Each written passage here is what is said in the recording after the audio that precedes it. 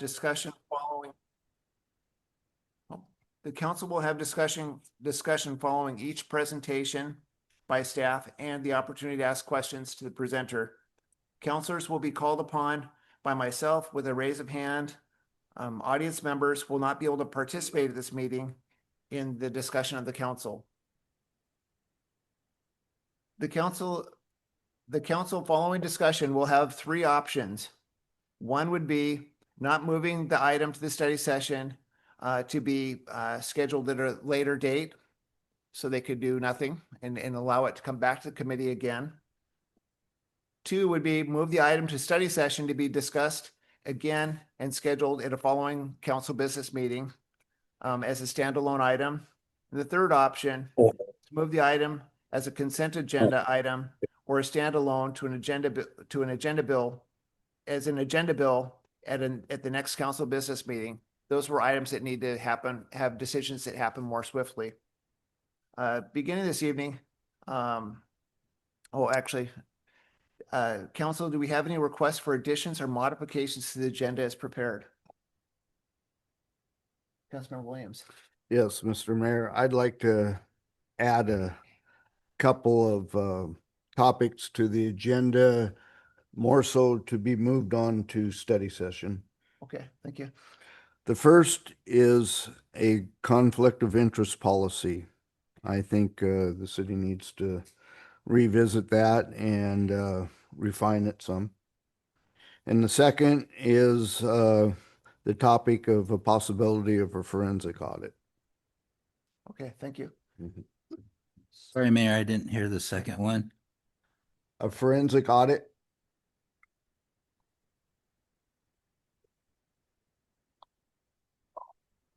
Okay, thank you. We'll begin this today with the beginning of our meeting with presentations from Safe Streets for All. And this will be via online platform.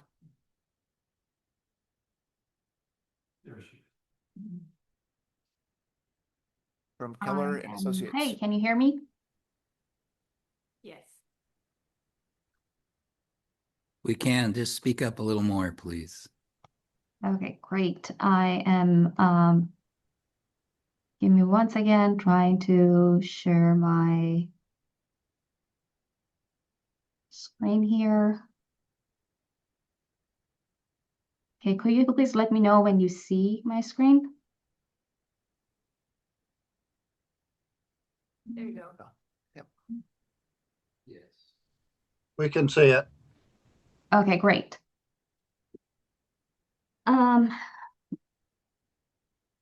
Okay, good afternoon, everyone. I'm Sana Asmadiki. I'm the project manager with Keller Associates on this project. I'm here to basically tell you what we have accomplished so far in this project and what are the next steps.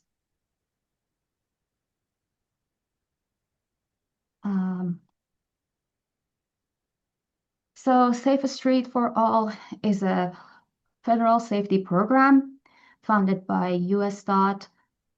For City of Orton, our goals were simple. We found where the safety issues are. We developed strategies to reduce serious injuries and fatalities. We aligned our strategies with Regional Vision Zero goals. We support future federal funding, and we especially looked at Lahar evacuation route, which is unique to City of Orton, and I will get back to that. Everything we did follows the safe system approach. That's basically the idea that people were make mistakes. So our routes our roads should be designed to protect people when these mistakes happen. Our project is ahead of a schedule. We shared our initial drafts with our advisory committee meeting, and we received their comments. We're addressing their comments. We're finalizing our final safety action plan in April, and we will have it for your review. Today, we're also looking for your input on the timeline for the public hearing and adoption. So in this project, we basically accomplished 6 different tasks. We had a public involvement portion of this project. We looked into crash data analysis. We looked into safety, state of practice review, countermeasure toolkits. We had a transportation equity review, and we finalized it with the implementation plan. As you can see on screen, we started our project. The kickoff meeting was back in August 2025, and we are planning to have the public hearing in April and plan adoption in May.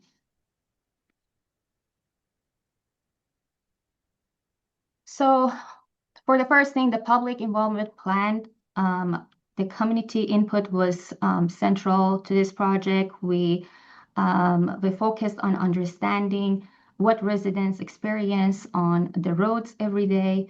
We held advisory committee meetings. We had in-person outreach events. We ran an online survey for a month. We used Facebook posts, and we kept our project website updated. The community response was very strong. Over 70 people participated at the Harvest Festival.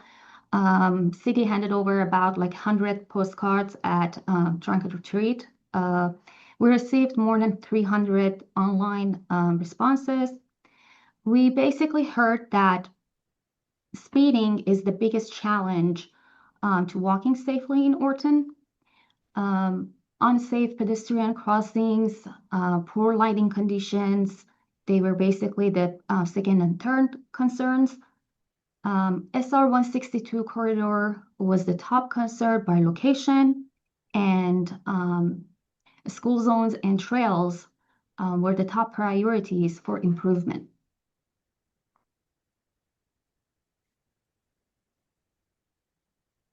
We also did a state of practice review.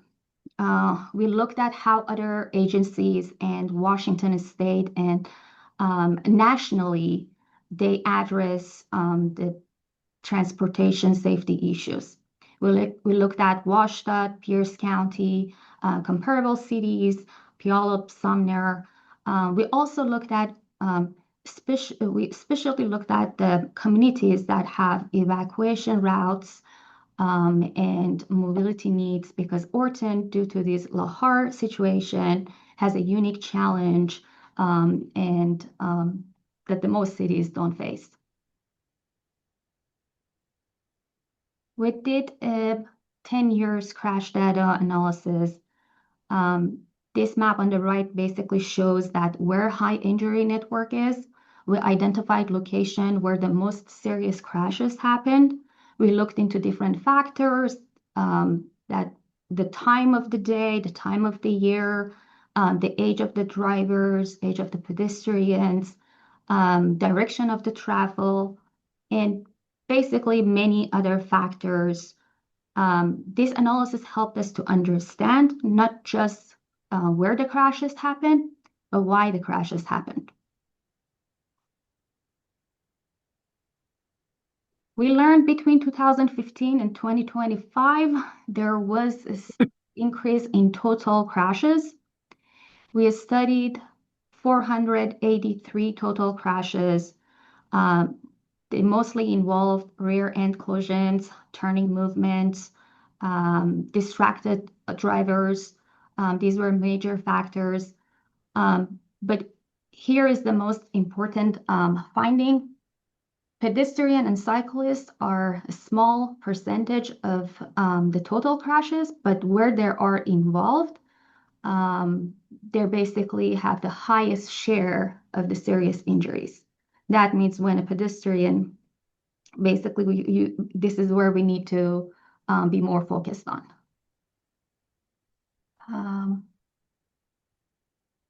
We also look at crash patterns along the Lahar evacuation route. This is, again, something unique to City of Orton. SR 167 is the primary vehicle route. Maintaining capacity on that corridor is critical. We also need routes to higher elevations that are safe for people to walk to. If there are safety problems on the evacuation routes, that's not just a daily safety issue, that becomes a life safety issue during an emergency event.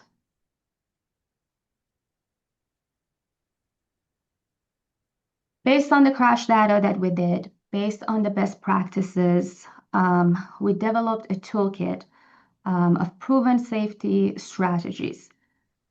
These are proven tools focused on specific locations where Orton needs them the most. These things like speed management policies, better pedestrian crossings, improved lighting, ADA improvements. These are just examples of the tools that we are recommending.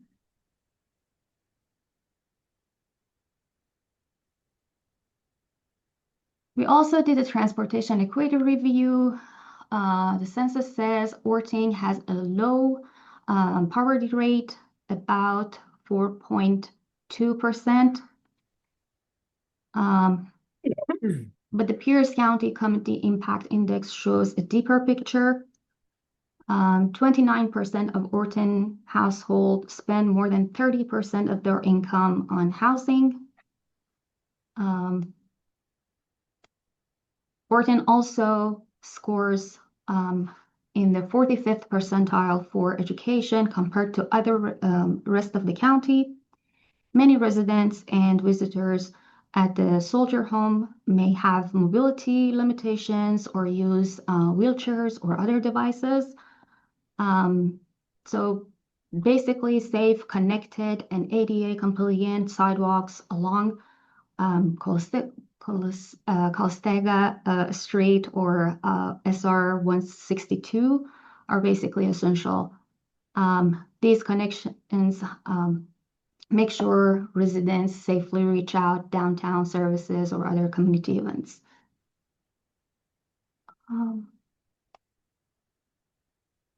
So based on all the tasks that we have accomplished, we came up with this implementation plan, which is basically a roadmap that turns our recommendations into real projects. It gives us a guide and resource to take action. It includes cost estimates for capital projects, and it positions Orton to apply for state and federal safety funding. Projects are organized into near-term, mid-term, long-term phases. So city can plan and basically have budget over time.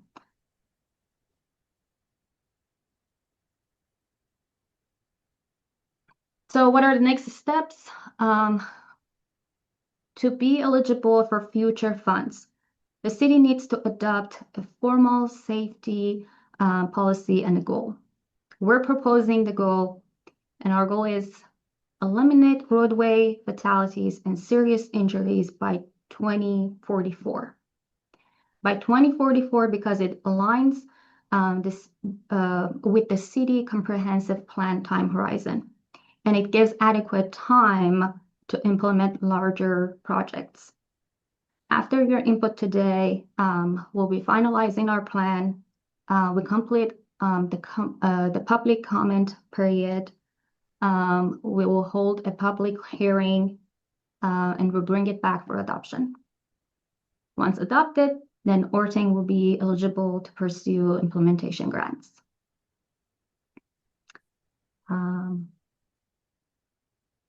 Any questions for me? Thank you. We'll now open up to discussion from the council. Any questions from the council? Councilmember Williams? Yeah, did I hear that right? That all this we're trying to get done by 2044? The city goal to eliminate severe surgeries and fatals by 2044. Yes. And so between now and then, how much progress do you anticipate us getting? So we came up with the strategies to basically how monitor the progress. We're coming up with the midterm, short-term, midterm, long-term plans. So basically, there are things that we can do with minimal cost. And there are simple things like fixing the crosswalk, like helping with, there are things that you can do to improve the safety in 0 to 5 years. And for the projects that are basically require a little bit more planning, a little bit more help from the engineers, and a little bit more cost, that will be from 5 to 10 years plan. And we came up with tables that identifies these improvements and how much it will cost with their recommendations, with their alternative solutions, and these are part of that implementation plan. And actually, I can go back to this slide here.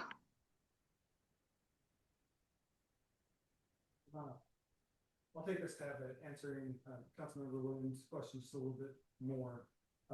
For example, with the Oregon Emergency Evacuation Bridge, that intersection at Rocky Road. Whoever's speaking, can you turn on your mic? Oh, we don't hear. Right, you're close. Can you hear me now? You need to bring the mic closer to your mouth, like you're a rock singer. How about now? Okay. The Oregon Evacuation Bridge at Rocky Road and 162 is one of those intersections that was highlighted in our study here for Safe Streets. Once that bridge is fully activated and the crosswalk is removed, we have addressed one of those major intersection areas where we've had issues. Also, Kansas, the entire length of Kansas, as we go through that project, also takes into account that 0 to 5 near-term corrections and adjustments that need to be made in order to make our streets safer than what they currently have been. There are other locations as part of this that would go into the White Hawk Boulevard extension and bypass there at White Hawk Boulevard that will eventually connect to Calistoga and Kansas. That will also address some of those other intersection locations over time. The goal really is to do the best we can to reduce those fatalities and serious injury crashes and events as best we can. We understand it's a goal for us to hopefully achieve by 2044. It doesn't necessarily mean that we will get there, but the plan is to try to strive to reach that. Did I answer your question, sir? Some, just gives me more. So then bring me up to speed a little bit. This Safe Streets program, are there actual construction grants tied into this? I mean, are we going to get some money for completing the bridge in the intersection? Are we going to get some money for Kansas Street out of Safe Street funding? So for those projects that are currently in construction, no. But our future projects, like the White Hawk Boulevard extension and a couple of roundabouts there, those are great examples of where we could achieve some funding through this type of program. Yes. Okay, thank you. Any other questions from council? Mayor, there's 2 online that have their Okay. hands up. Councilmember Tracy. Okay, Councilmember Tracy? Yes, thank you. Who's on the advisory committee for the project? So we've got, as a representative of the council, we have Councilmember Hogan, we have the Foothills Trail Alliance. We have multiples from the committee, also from the city as well. It's made up of a pretty good selection of folks. Thank you. Councilmember Sproul. Councilmember, Deputy Mayor Sproul? Yeah, that was one of my questions. So thank you, Councilmember Tracy, for asking that one. Let's see, I've made some notes here. I gotta go find them on my sheet. The total crashes between 2015 and 2025, I did some research. So our population in 2015 was about 8,000. We're now sitting at about 89,000, 1,100. So I feel like some of that's going to be just due to increased population. You're going to run into those risks. I know that's one that's always never looked at. Even Puget or Pierce County, they talk about all these crashes, but they never talk about the increase of population. So I just want to point out that that happens. We do get a bigger population during that time. Key findings on your data analyst. Where did these accidents occur? So we've got quite a few, but you've brought up there's rear ending, turning movements. I kind of like to see where those crashes actually occurred at. I don't think it's captured here, but that's a lot of rear endings going on at 145 of them. Is that all at the Williams 162 light where people are coming in, doing 55, coming into a 35, and then there's a red light and they're looking at their cell phone. And so I just kind of like to get an idea of where those accidents actually occurred. Go to our evacuation route. You had a note that SR 162 is the primary vehicle route. So maintaining existing capacity is critical. I would say maintaining existing capacity is a recipe for disaster. 162 cannot handle the traffic today. If there is a evacuation, it's not going to work at all. And I want to make that crystal clear that whoever we talk to, 162 is just not going to work if we have to evacuate. Also on that same page, you talk about routes to higher evaluate or elevation must be suitable for pedestrian traffic.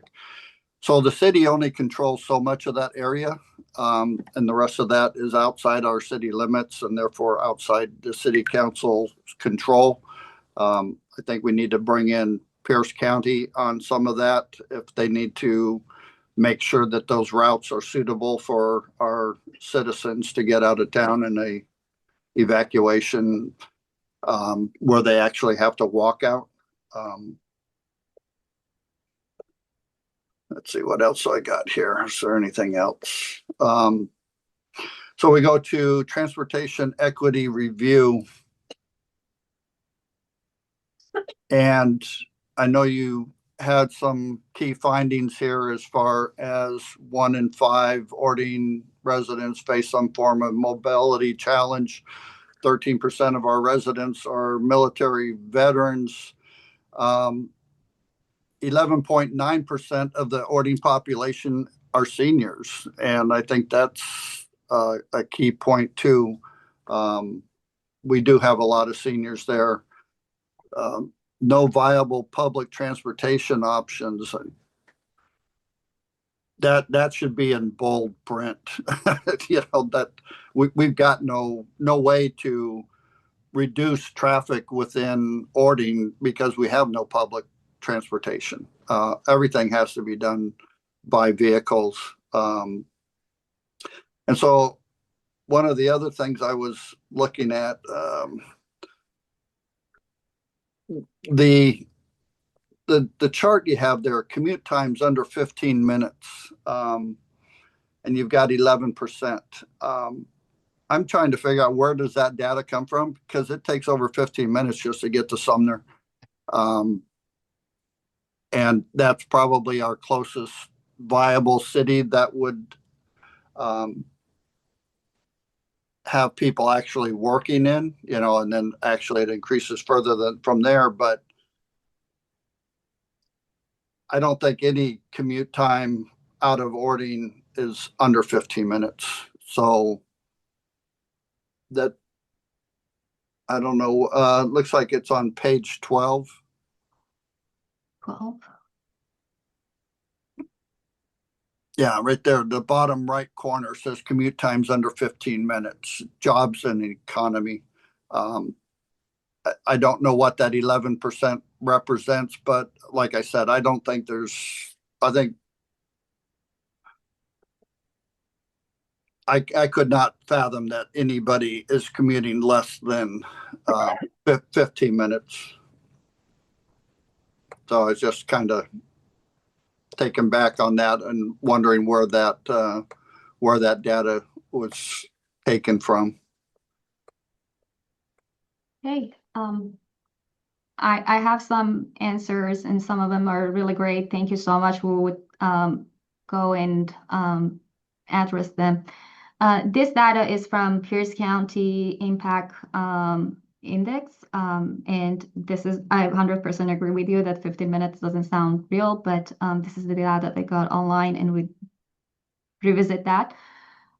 Regarding the locations where those accidents happened, we do have those included in our crash data analysis that not only we do have a chart that basically says where it happens, what time of the year, what time of the day, but also like you have more detail here. We also like showed him how those crashes happen and what type of the injury and how are basically we can eliminate those. That is also like it will be included in our final action plan for your review. Regarding the transportation issues, yes, 100% agree with you. I'm not sure at this point. Maybe Ryan, do you want to address that one? The public transportation or like the So I think we have Jen Dodson on as well as part of our team. And I know her hand was raised, so I'll defer to Jen. Oh, she's here. Okay. For some reason, I thought I missed her. Hi, good afternoon, everyone. Jen Dotson. I was a part of this project team. Just a couple of things to clarify on the equity review. The statistics do come from the Pierce County Community Index, but the particular one you asked about, commute times under 15 minutes, what that's showing is that Orting ranks 11th in the county of all communities when compared to the reported commute times, right? So there's annual data collection on folks' travel times, and this tool just lets us compare how the Orting Valley responses compare to everyone else. So it means you're absolutely right. Very few people have a commute under 15 minutes. And out of all communities in the county, 89% of them have better results than Orting. So it doesn't mean 11% of people have less than 15. It's a percentile comparison across the county, if that makes sense. Yeah, thank you for that clarification. No problem. And right, public transit, we discussed that in the report a little bit. There is no system available to you, so there's really nothing we can do on the Safe Streets project about that. But I think y'all understand the limitations on public transit agencies and where they can operate. Anything else you wanted me to chime in on, Ryan? Or Sanaz? No, I'm good. Thank you. Thank you, Councilmember Hogan. Ryan, do you remember when we had that first meeting, everybody, there was quite a few people. How many, including Orting, how many people are involved overall? On the advisory committee, I think we had approximately 20 people sitting around the table at Public Works and also on from representatives of the county, also our own city staff as well. So we had a really good mix of folks with a lot of good input that was provided to our team. And Jen may be able to answer, any of the other special folks that were a part of our team outside the city staff. Yeah, thank you. I like that, having the outside looking in, how we're coming into our city. That would be the other, I agree with Deputy Mayor Sproul. We got to look at the seniors, and also we got to look at the increased drive-through. Ording's going to suffer as we have the outside of the city limits development, because it's drastically going to increase from where we at now, like 69%. I'm not sure, but we have a lot of development going on outside our control. So that's something we should keep track of too. Thank you. Any other questions from council? Councilmember Reed. Councilmember Reed? Yeah, in the beginning there, they said Kansas Avenue wouldn't be qualifying for any of the funding from that project. Right now, the dump trucks going down that are bypassing that route, which is supposed to be a federal truck route because the road's so rough. They're going around through town. So I would say it's affecting the safety of the citizens just by the different routes the trucks are taking to avoid that road right now. And it could change when it's completed. It could get worse or it could get better depending on what the truck drivers think of the roundabouts and the things we're doing to slow the traffic down. Just a thought. Thank you. Did you want to respond to that, Public Works Director McQueen? Okay. All right, thank you. I'll just, before we finish up here on this discussion, this has been very informative. A lot of great information has come forward from it, and it gives us the basis and foundation to go forward on other safety grants to address some of the hazardous areas that we have in town that are at risk for like crosswalks. And so its primary purpose is to actually help us to address those issues in the future.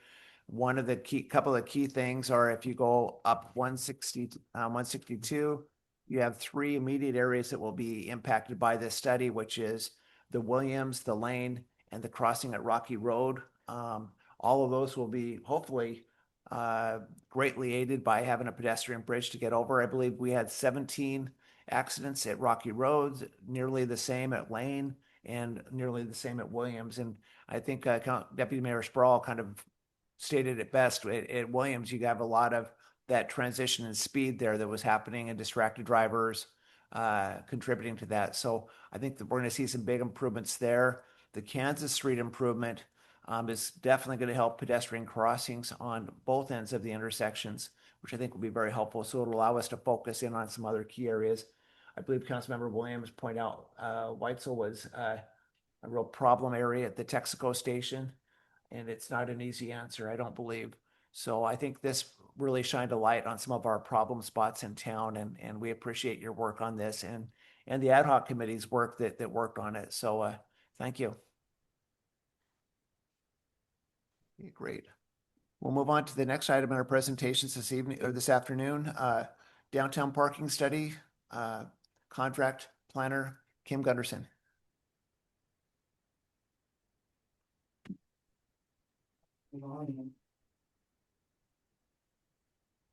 Good, okay. Good afternoon, council, mayor. Thank you for having me. I'm Kim Gunderson from Community Planning. I've been asked to look into permanent parking reform in Gordon's downtown. Kim? Yeah. Is your mic on? I think you're only being picked up on the overhead mics. How's this? Getting better. Getting better. Okay, I'm gonna speak up. There you go. I've been asked to study the parking reform, particularly in the downtown core area of Gordon's MUTC zone, that's mixed use town center. This has been a project that's been in the making for probably about a year and a half now. This council will recall that this project was something that we decided to embark on following this council's action to approve the third interim control, which was a 6-month measure to be able to reduce by half the off-street parking requirements for nearly all business-related uses in the MUTC zone. After moving through those interim controls 3 times, it was the expressed intention of the mayor and his council to be able to study whether a permanent address of reduced off-street parking requirements in Orting's downtown core would be appropriate. This is all in the interest of incentivizing business establishment and business growth. Orting over the past few years has certainly heard feedback from its business community that the off-street parking requirements downtown pose a lot of challenge for businesses that are established to be able to expand, or for new businesses to be able to establish, given the limited amount of space off street in Orting to be able to provide for parking. Again, a reminder to this council that in Orting, the MUTC zone is very favorable to development. It's very forgiving. You can build out a site at 100%. You can have your structures built lot line to lot line with no setbacks and built up to 45 feet. So the development regulations really support quite holistic full development of a lot. And that's been taken advantage of, or people taking the opportunity to maximize that without necessarily being able to provide for things like parking. And so we began studying this a couple of months ago. You'll see on page 20 of your packet the preliminary findings in the parking area that was the focus of this study. It concentrated the study area between Bridge, Corin, Witzel, and Varner.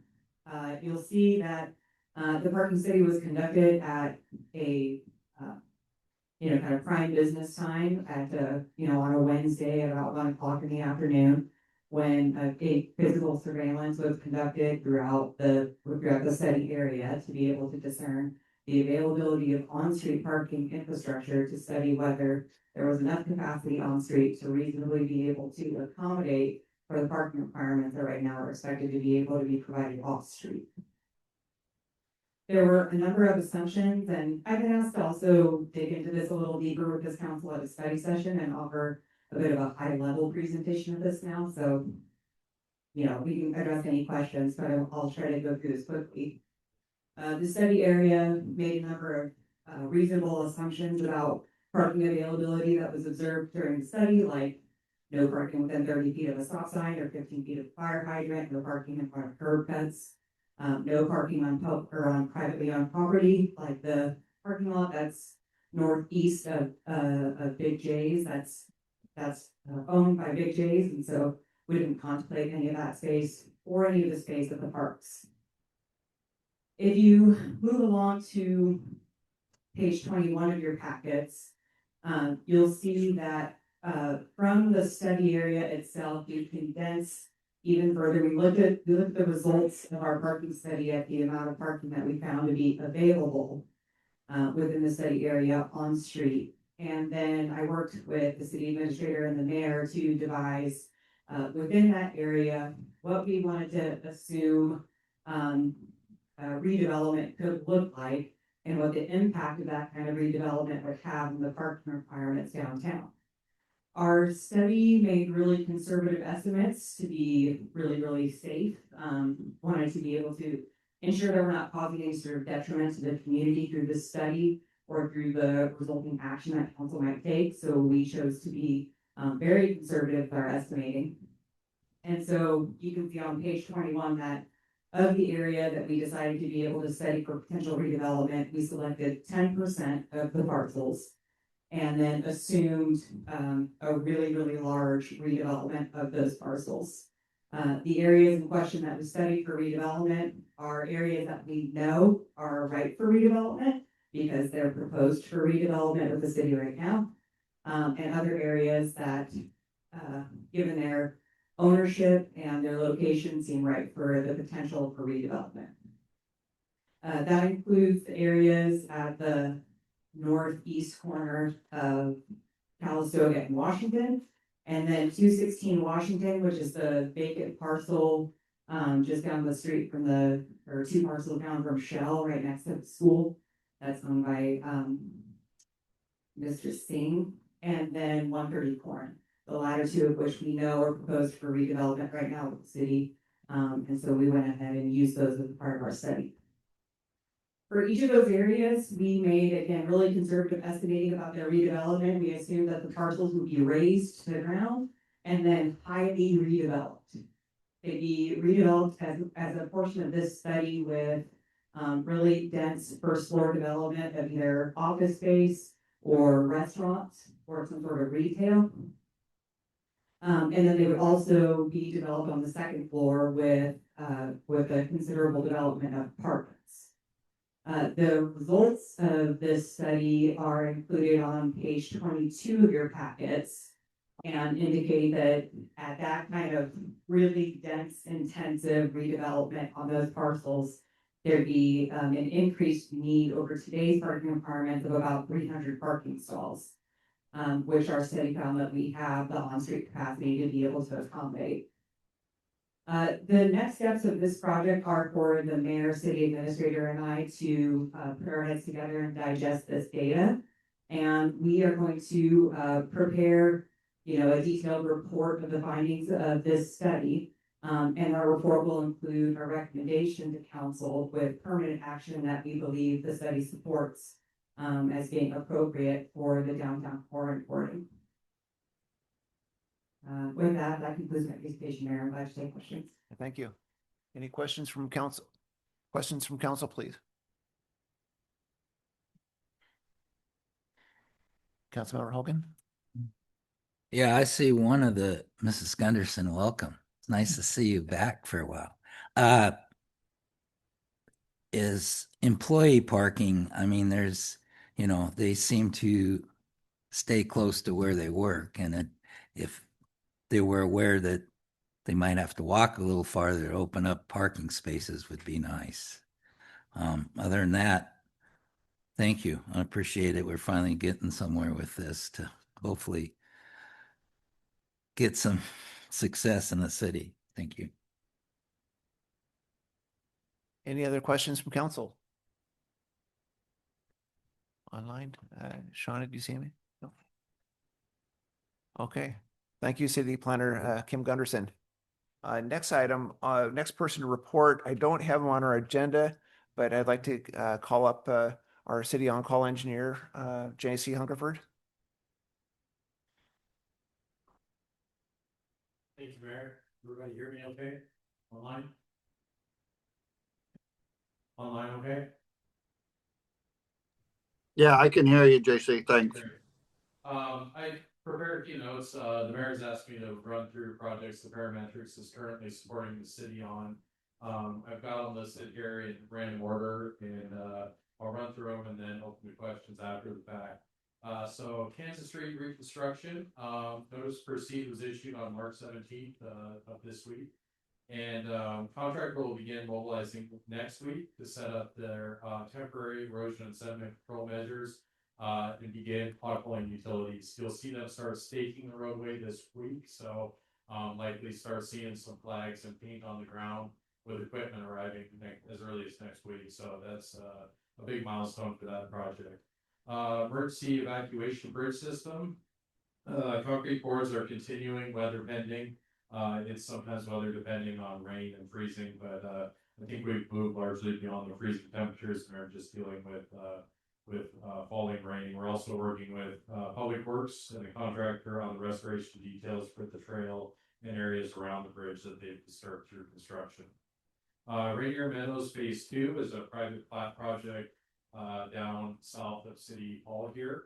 And as you can see, if you've been out there, the roads are in, the utilities are in, and the contractor's working on addressing outstanding punch list items. There's been some drainage issues with the recent rains. We've been working closely with the contractor as well as the developer on that plot.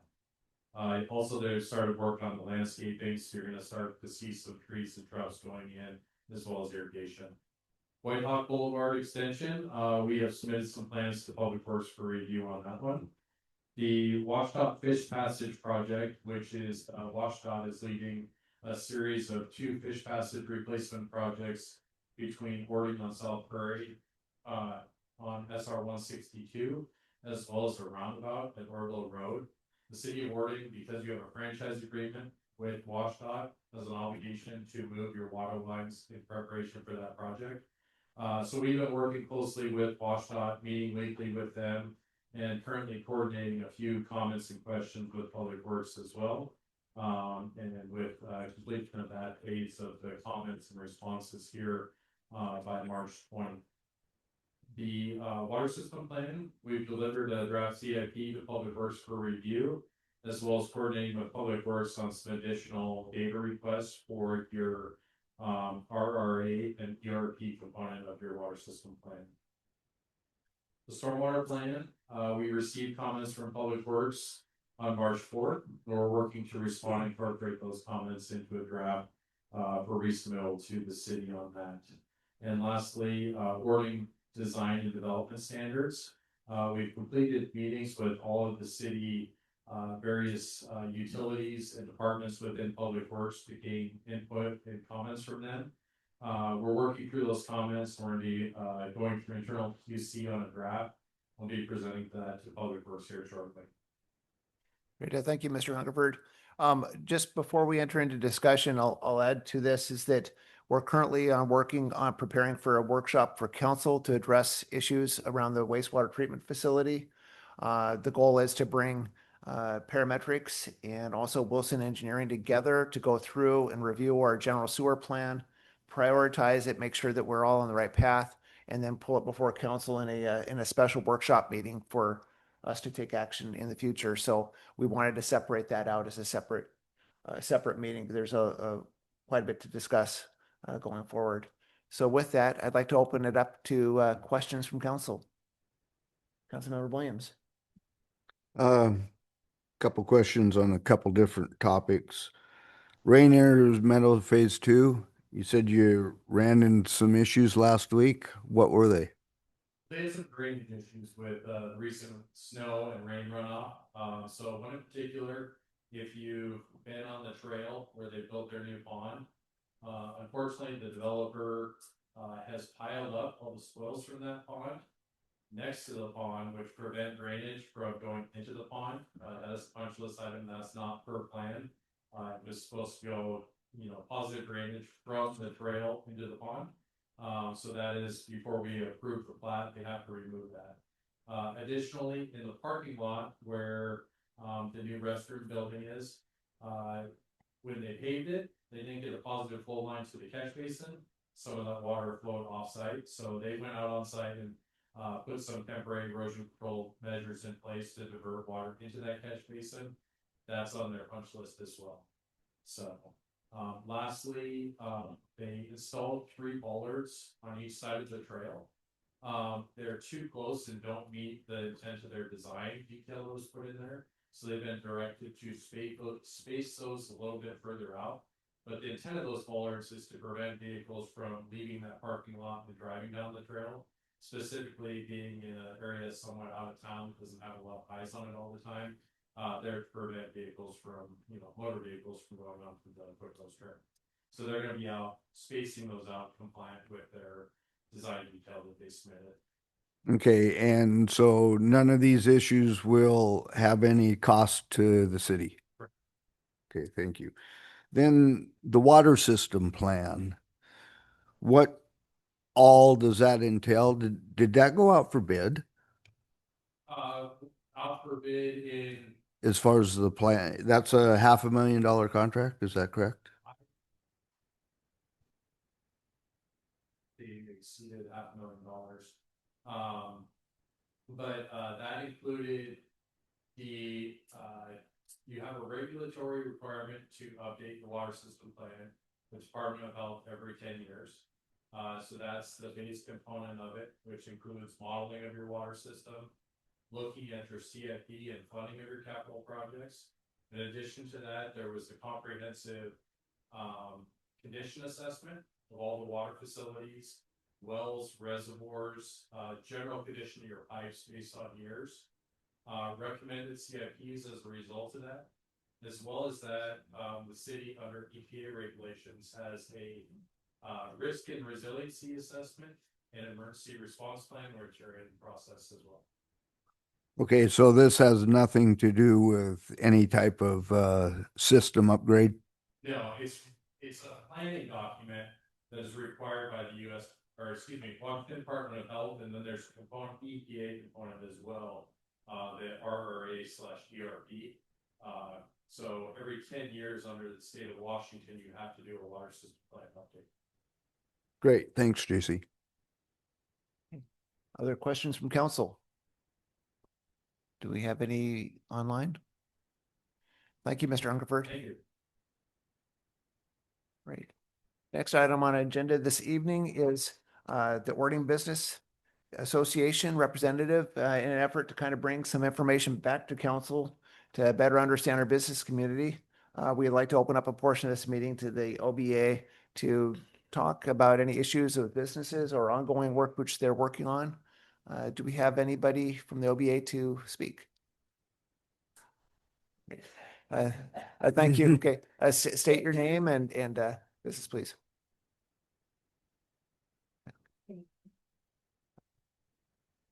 Okay. My name is Johnny Gutierrez. I am the president of the Ording Business Association, OBA. And as of right now, our main focus is the Daffodil Festival, and outside of that, I know it was already brought up about the parking.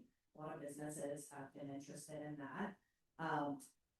There's not really a whole lot to go over right now. As you guys are working with us, we appreciate it, and very good joining all so far. Great, thank you. And I believe you have a new business opening or is already open in town.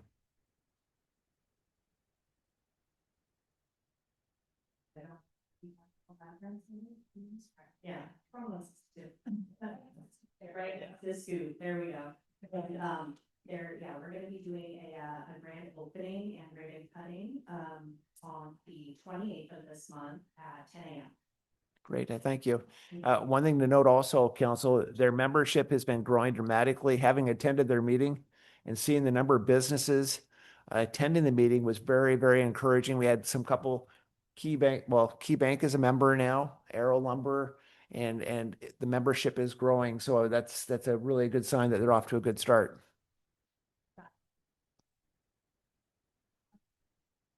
This week had a member join to help with marketing and social media. That's what everybody sees nowadays. So that already just this week has been very, very helpful in getting the word out. Thank you.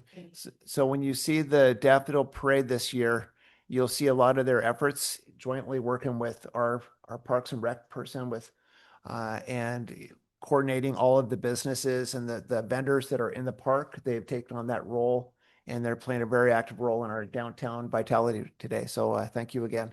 Thank you. Appreciate it.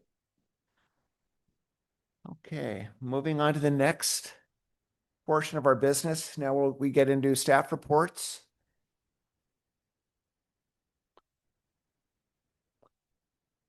Let's see here. I have to scroll down. We'll begin with Mr. McBee, Public Works.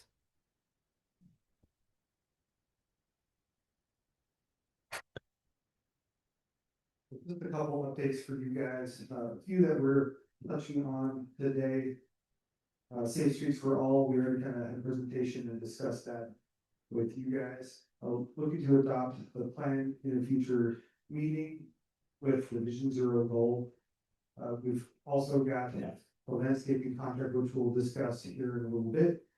But big items on the list here for us are the utility rate study is ongoing with the water, wastewater, stormwater capital improvement plans. As those are being finalized, we're getting them over to the consultant so we can begin more fine tuning of what those rates may look like. We also have 2 additional 3-year contracts that are awaiting bids.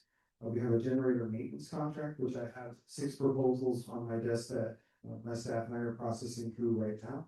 And then we'll have a backflow testing 3-year contract as well. And that will be coming most likely sometime in April. And that's our Public Works Department quick update for you guys. Great. Thank you, Mr. McBee. Discussion or question from council? Councilmember Sproul has his hand up, as well as Councilmember. Okay, Deputy Mayor Sproul. Yeah, thank you. How are we doing on the level of the lagoon? I know you guys have been under a lot of rain and snow and everything else. And how is that project going? Great question. That project is going pretty good. Right now we have put into storage in the bags about 400 feet worth of solids from the lagoon itself. And we've got another 100-foot bag that's left to be filled by our contractor. Tentatively planning to be done by the end of March, and then we'll have to work on disposal of those solids later on this summer. As far as the liquid level goes, we're maintaining it in its current location at this point in time. Thank you. Okay. Next person, Councilmember Hogan.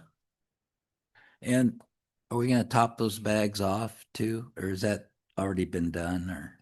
That's being done on a continuous process. As they finish from one day to the next, they de-water some overnight, and so they've been topping a lot of those off.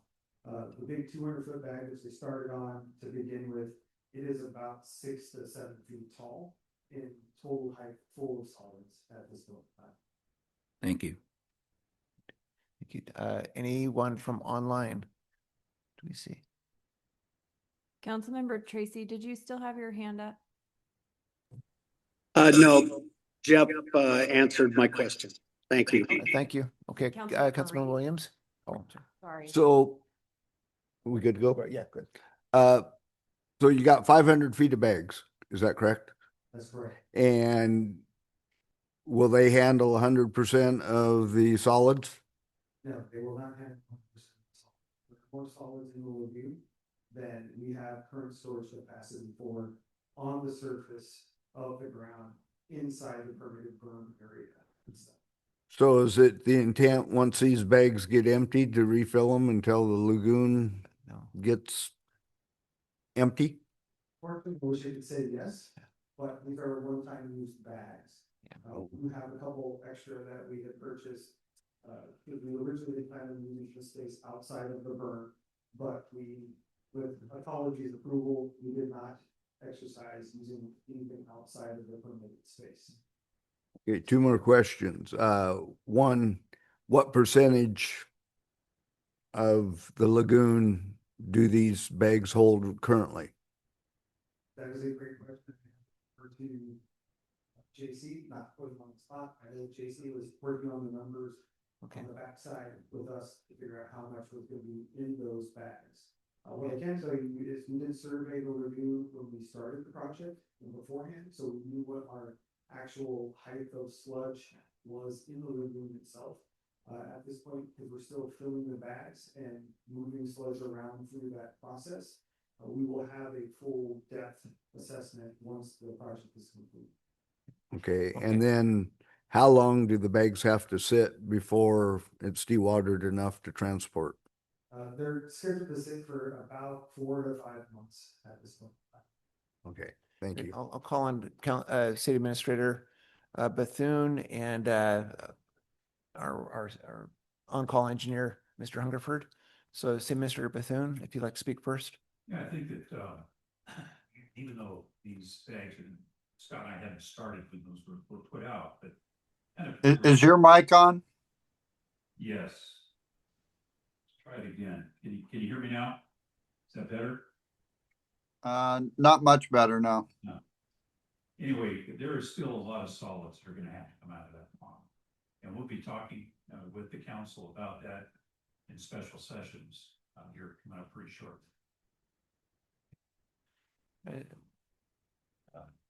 Scott. Yeah, I can add to that slightly, anecdotally. So, we did run some preliminary numbers. What we're planning on doing after this is complete, this was just to buy some additional storage or freeboard during the winter months. So as far as percentage of removal, probably less than 5% of what's in there.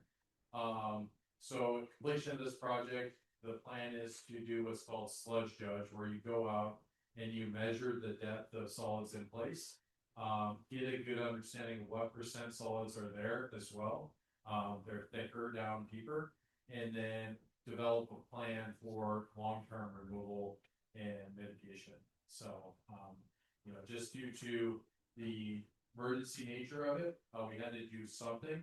And so this was a option to create some storage through these events that we've seen here in December and here recently with recent rates. So then just curious, this 5% we're dealing with right now, what's the price tag to get it removed? Removed in terms of the current contract, or I guess, does the current contract include trucking it out of here? It's not. It just, It's not. it just includes dewatering it? So what's the cost to get it in the bags? I believe with the contract is $319,000 to do that. And the city purchased almost all of the materials prior to the contractor coming on site and provided those to the contractor. And what was the cost of those materials? About $125,000 to $50,000. Thank you. Great. Thank you. Councilmember Perez. Yeah, your name is Ryan, correct? That is correct. What do I have to do to go over there and visit the plant and educate myself as far as the process is concerned? I'd like to go there, and do I need a appointment, or can I come in at any time? I want to see how it works. I would say you're free to come at any time. Just if you can give me a heads up, and then I'll make sure I've got my lead staff operators there to speak more knowledgeably on the process. All right, thank you. Thank you. Okay, any other questions from council? Councilmember Reed has his hand raised. Councilmember Reed. You're still muted, Councilmember Reed. Does the city own the Baxter truck? Is that correct? We own a Vector trailer. Is it possible to take the materials out of the bags so we don't ruin them with the Vector truck and dump them into another truck to get rid of them instead of destroying the bags? Or is it possible to load the bags with the Vector truck? I'm not sure how they're loaded. I haven't been down there yet. No, typically what would happen with those geo bags is you would open the bags in order to remove all of those solids. And at that point, the bags are no longer able to be reused. Okay, just curious. Thank you. Great. Thank you, Councilmember Reed. Questions from council? Councilmember Hogan. Didn't we originally have, was it 500,000 Yes. in our budget originally? So we're right there with removal without trucking. Is that correct? Or getting it to stay in compliance? Yeah. Why? We originally had. While that was the it from whole thing was that it was gonna 2025's budget that was assigned to the project. Thank you. Councilmember Tracy, any questions? Nope, not at this time. Thank you. Okay. Deputy Mayor Sproul, any other questions? No, I'm good. Thank you. Okay, thank you. Council? Good. Okay, thank you, Mr. McVeigh. Thank you, Mr. Hunkford. Okay, moving on through staff reports. Next up is our police chief, Devin Grabalik.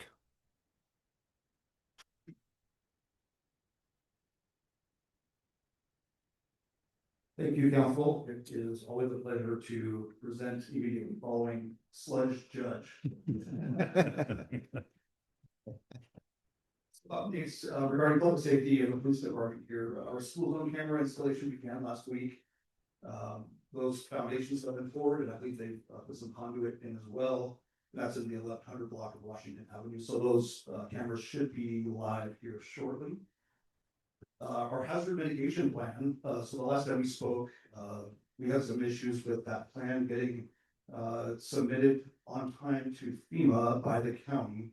I'm happy to report that plan has been submitted to the state. The state passed it on to FEMA. So FEMA is in receipt of that plan. They've identified some corrections that need to be made to the base plan. At this time, we don't think that any of those changes are applicable to the city of Ording. Ours, as we've been told, is okay at this point. And that plan should be approved by FEMA as soon as they are done with their layoff or their slowdown. The City of Puyallup Emergency Operations Center, for those of you that know where that is currently located, just up at the top of the hill. They are relocating, they're moving across the street to the 1000 block of 39th Avenue Southeast, which is directly across the street from where they're currently located. I believe it's also the same complex that Parametrics is located, so it's in that general area by the college there. So if we do have an event and you're asked to maybe respond, you'll see, just be aware that that location has changed, and we can get you additional details on how to find a new location. We're looking forward to a very busy April, with April being the month of our two largest events, the Daffodil Parade, as well as our regional Lahar evacuation drill. Daffodil Parade obviously on the 4th of April, and the evacuation drill is on April 23rd. That evacuation drill is the largest evacuation drill in the U.S. Per the USGS, and both events are going to have some great opportunities for public involvement, participation, and we look forward to helping ensure that both events are safe for everybody that is going to be attending those. I'm happy to take any questions. Great, thank you. Council, any questions of our police chief? Councilmember Hogan.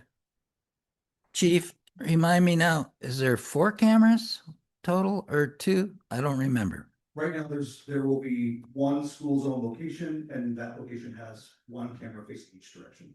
So 2 cameras. Okay. And then is there any additional cameras coming or not? No. So the plan was to evaluate after the first set of camera goes in or installed and they're active, to see how that affects the overall speed of traffic. Because our vendor believes that will have a pretty good impact on the speakers. Just with those 2 cameras. And then the school zone, once the bridge is done, is the school zone going to increase in distance, or?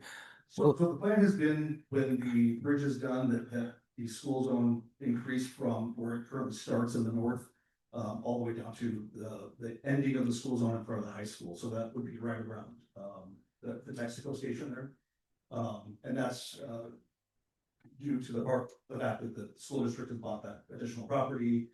And then there's also all of the crossings along the trail where students still cross, where those areas need to be protected. Okay, thank you. So it'll be just a steady 20 then in that area once it's all established? Correct. Okay, thank you. I have a question. Go ahead. No. I don't know if we mentioned. Cameras go live. Will there be a learning curve or people automatically tickets? Absolutely. There will be a warning period of 30 days where the system will issue warnings. They look similar to tickets, but say warning. This is a warning ticket. You don't have to pay this.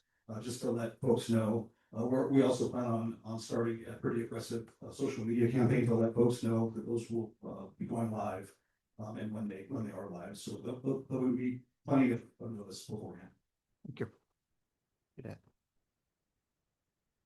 Thank you. Our members online. Okay, Councilmember Therese. So my understanding then, the 20-mile-per-hour zone is going to start right where the school crossing guard was. I mean, where the kids are crossing right now. It's going to start there, and it's going to come all the way right into just before you get to the McDonald's or the first house on the right, or A little bit farther down. further down. The Texaco. Yes. So it'll be 20 all the way into town, probably, huh? No more 25 or. Correct, because there will be essentially schools all along that entire road. Okay. Thank you. Members online, Deputy Mayor Sproul. No, I'm good. Thank you. Councilmember Tracy. I'm good. Thanks, Chief. Councilmember Reed. Yeah, Councilmember Reed. I'm good, thank you. Great. All right, thank you. Okay, moving on to our next presenter. Thank you, Chief. Back to our planning. Kim Gunderson. Okay. Yeah, hi again. let's see, I prepared a couple of bullets in your packets for, some things that are going on in the planning world. We continue to process land use applications for development proposals throughout the city, and we do zoning compliance review for building permit applications. There's been a real increase in, architectural design review applications lately. I'll go through those. We received applications for a remodel of 130 Corin, that's the old transmission shop. The owner of JJ Plumbing has recently purchased that shop from Darren Jones, and so it's now gonna be doing a full remodel. You know, structurally, the building itself is going to look very similar. They're not changing the roof lines or the footprint of the building, but they are giving it a real facelift. And then moving their plumbing shop, into that facility, and I think maybe having a couple of spaces for other tenants, like right now, the Brow Shop and a few others. I mentioned earlier, 112 Washington, that's that vacant lot by the school, that's, in for proposed mixed use retail development.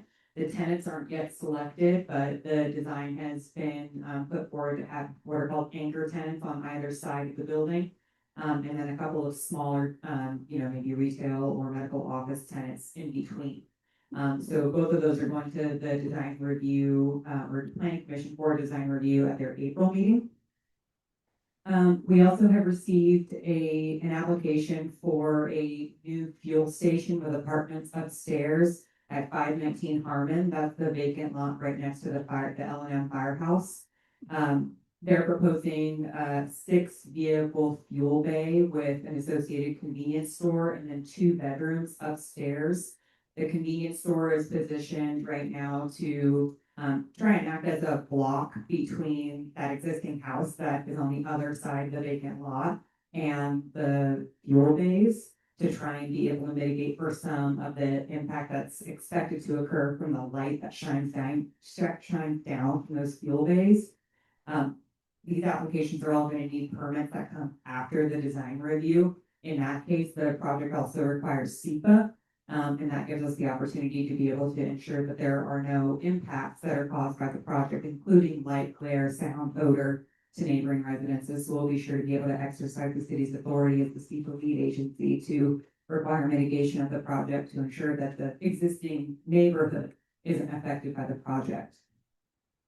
And then Route 66 Pizza is, again, proposing a remodel. They were approved for a remodel a few years ago.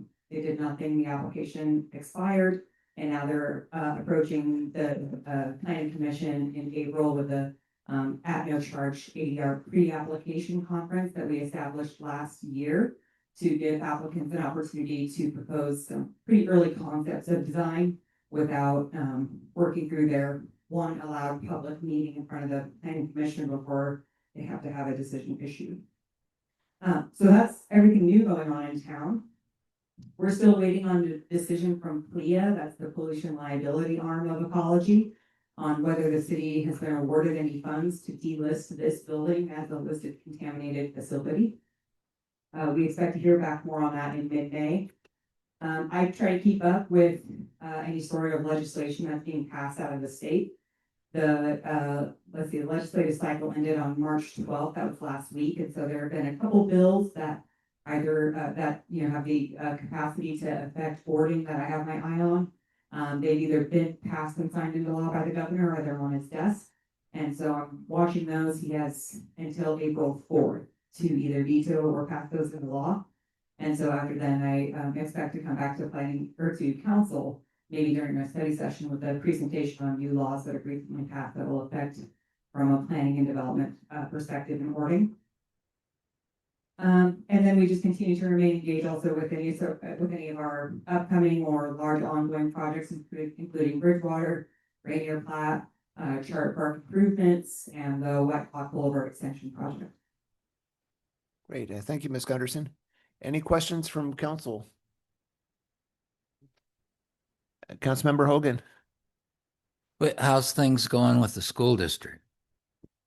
Yeah, we have a meeting on Friday. They have been told that they kind of have, I think, 3 projects kind of moving along at about the same pace. The last meeting that I had at school, I impressed upon them that their priority should really be the early learning center at the Ptarmigan. Because they want it to be functioning in September, and we haven't even done design review. So we're gonna be pushing it. So I impressed upon them the importance of getting in their application for architectural design review, getting in front of the planning commission for that. And then beyond that, I have a meeting on Friday to talk with the school more broadly about the known wetlands and environmental constraints out at the new elementary school site. So they've had that resurveyed by another wetland specialist, and so we'll talk on Friday about what those findings are. Is that what that drilling was going on out there was for, or something else? Man, maybe we should just wait and see.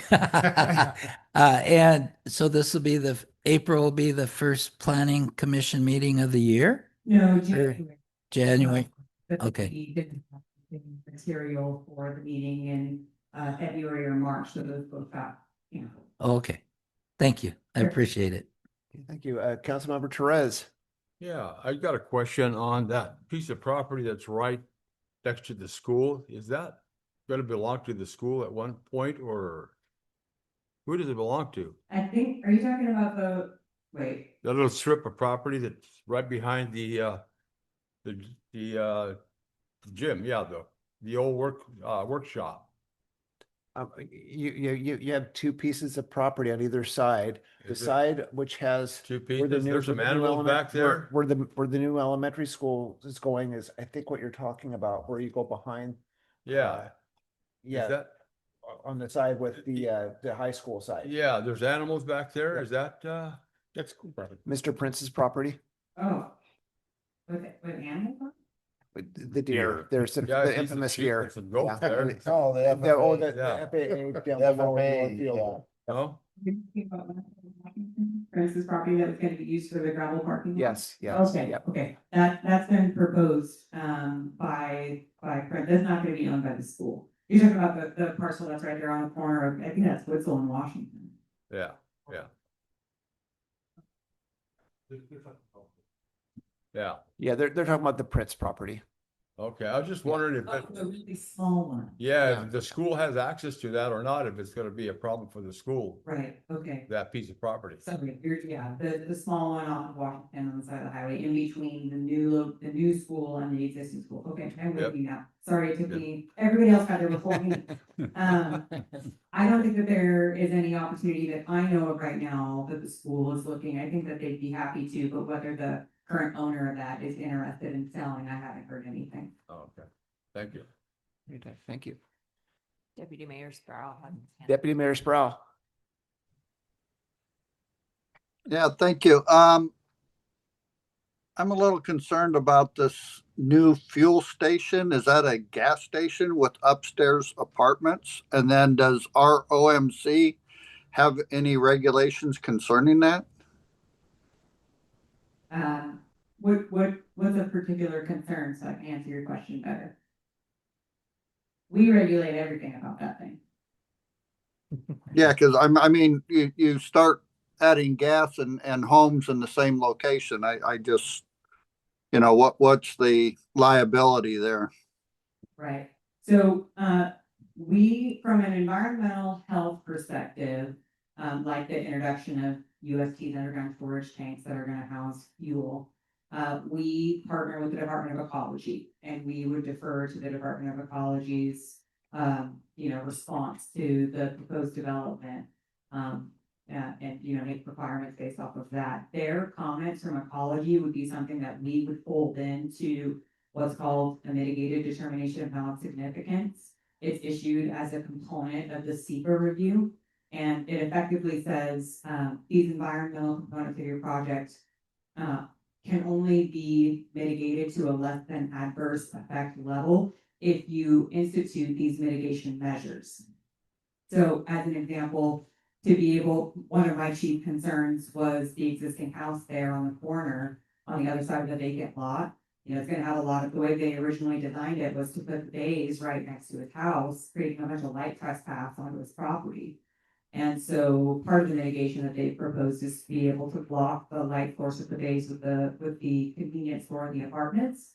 But they're also gonna need to do things like, mature vegetative landscaping along that property line, construction of a fence, and other mitigation measures we might come up with to be able to reduce any sort of adverse impact potential on the property caused by the development.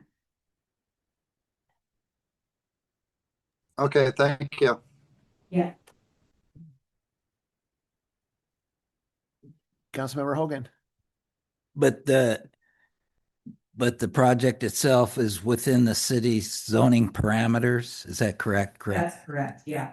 Yeah, there's a little bit more going on. If for full transparency, the owner of this property is the same as the owner as L&M Firehouse. And so when you look at the plans for this project, you'll see that it has a wealth of parking.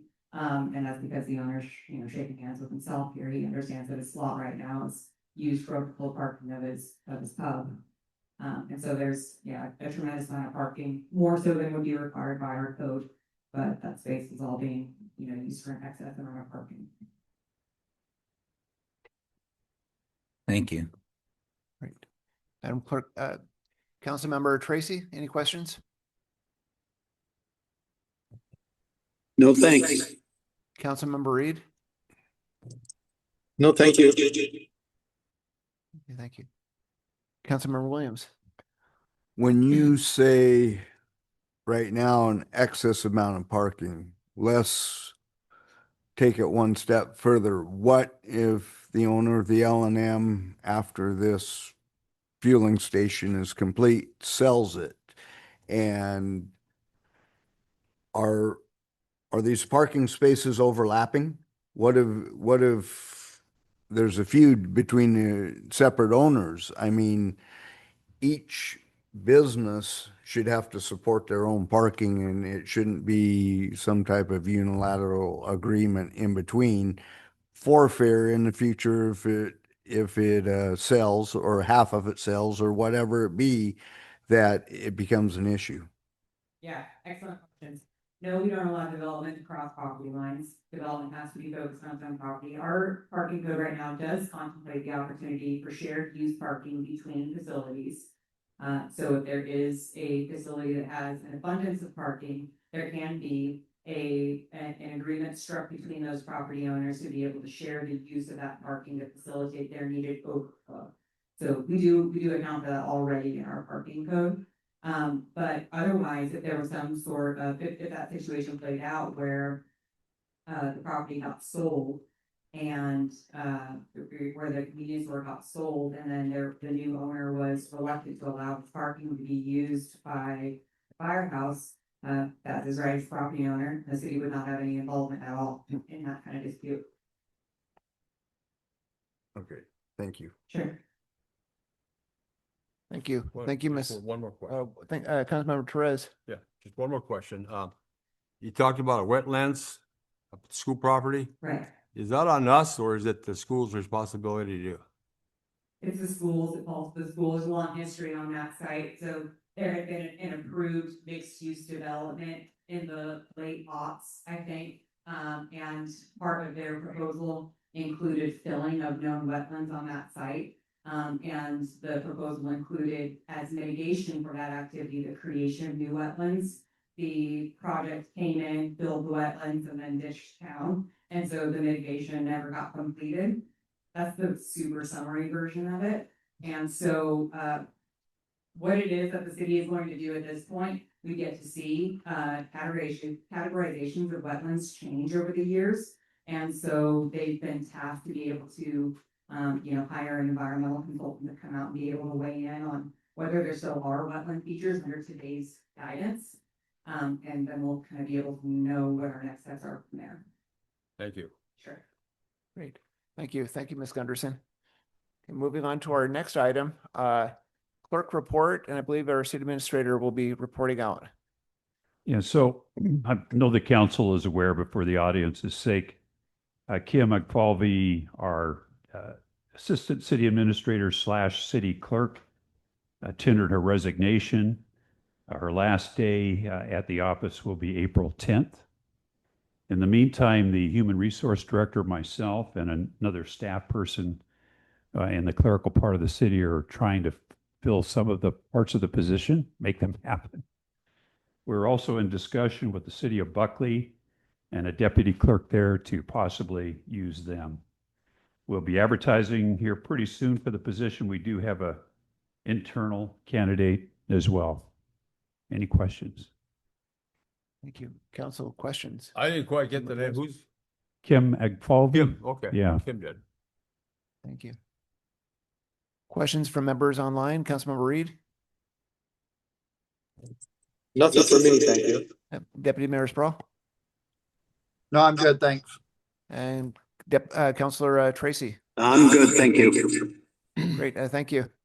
Okay, moving on to our next item, a report out on Parks and Recreation from our Parks and Recreation Director, Michelle. Well, I'm gonna stand to the side here because I feel like this is as tall as I am. We're gonna go slip to the side so you guys see me. It's nice to formally meet you all in person. My name is Michelle, Activities and Events here in the city. And just have a brief update for you. Our spring programs are starting up and they continue through early June. Our two big programs this time of the year are our spring dance program and our youth soccer program.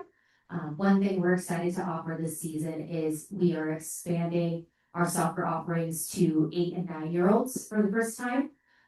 This unfortunately is only a springtime thing because our fields are not lighted. So in the fall, there's just not enough daylight to have enough practice time available. But I'm excited to offer it this season and see what kind of response we get.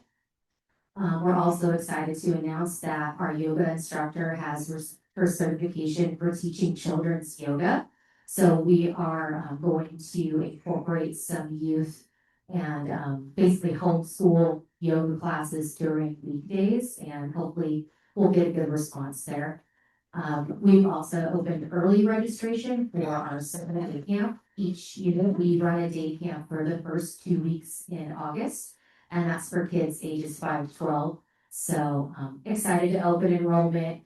You get a little bit of a price savings if you register early. So we try to kind of create some buzz early. And other programs, they already have their day camp registration open already for like a month. So it's kind of crazy how early this starts for the parents just to sign their kid up for summer activities. And then a personal note for me, I was accepted into a risk management leadership training for Parks and Recreation professionals. And I actually just started that training on Monday and yesterday, learning a lot of great things about leadership techniques, and then we're going to do a lot of practical exercises around risk management and Parks and Recreation. So really excited about that. And then lastly, as we already talked about, we've got the Daffodil Festival and the parade just around the corner. Everything's been going great. We're kind of just in those final planning stages where we're just checking in with each department, make sure everybody knows what they're responsible for. And I just wanted to express my genuine appreciation across all of the departments for their hard work on this every year. And it truly is a coordinated effort, and really excited to work with the OBA this year to coordinate the festival in the parks. So looking forward to that. Any questions? Thank you. Council. Councilmember Hogan. Thank you, Michelle. I appreciate you doing some further education into your work. So that's good to see. Thank you. Council members online, Councilmember Reed.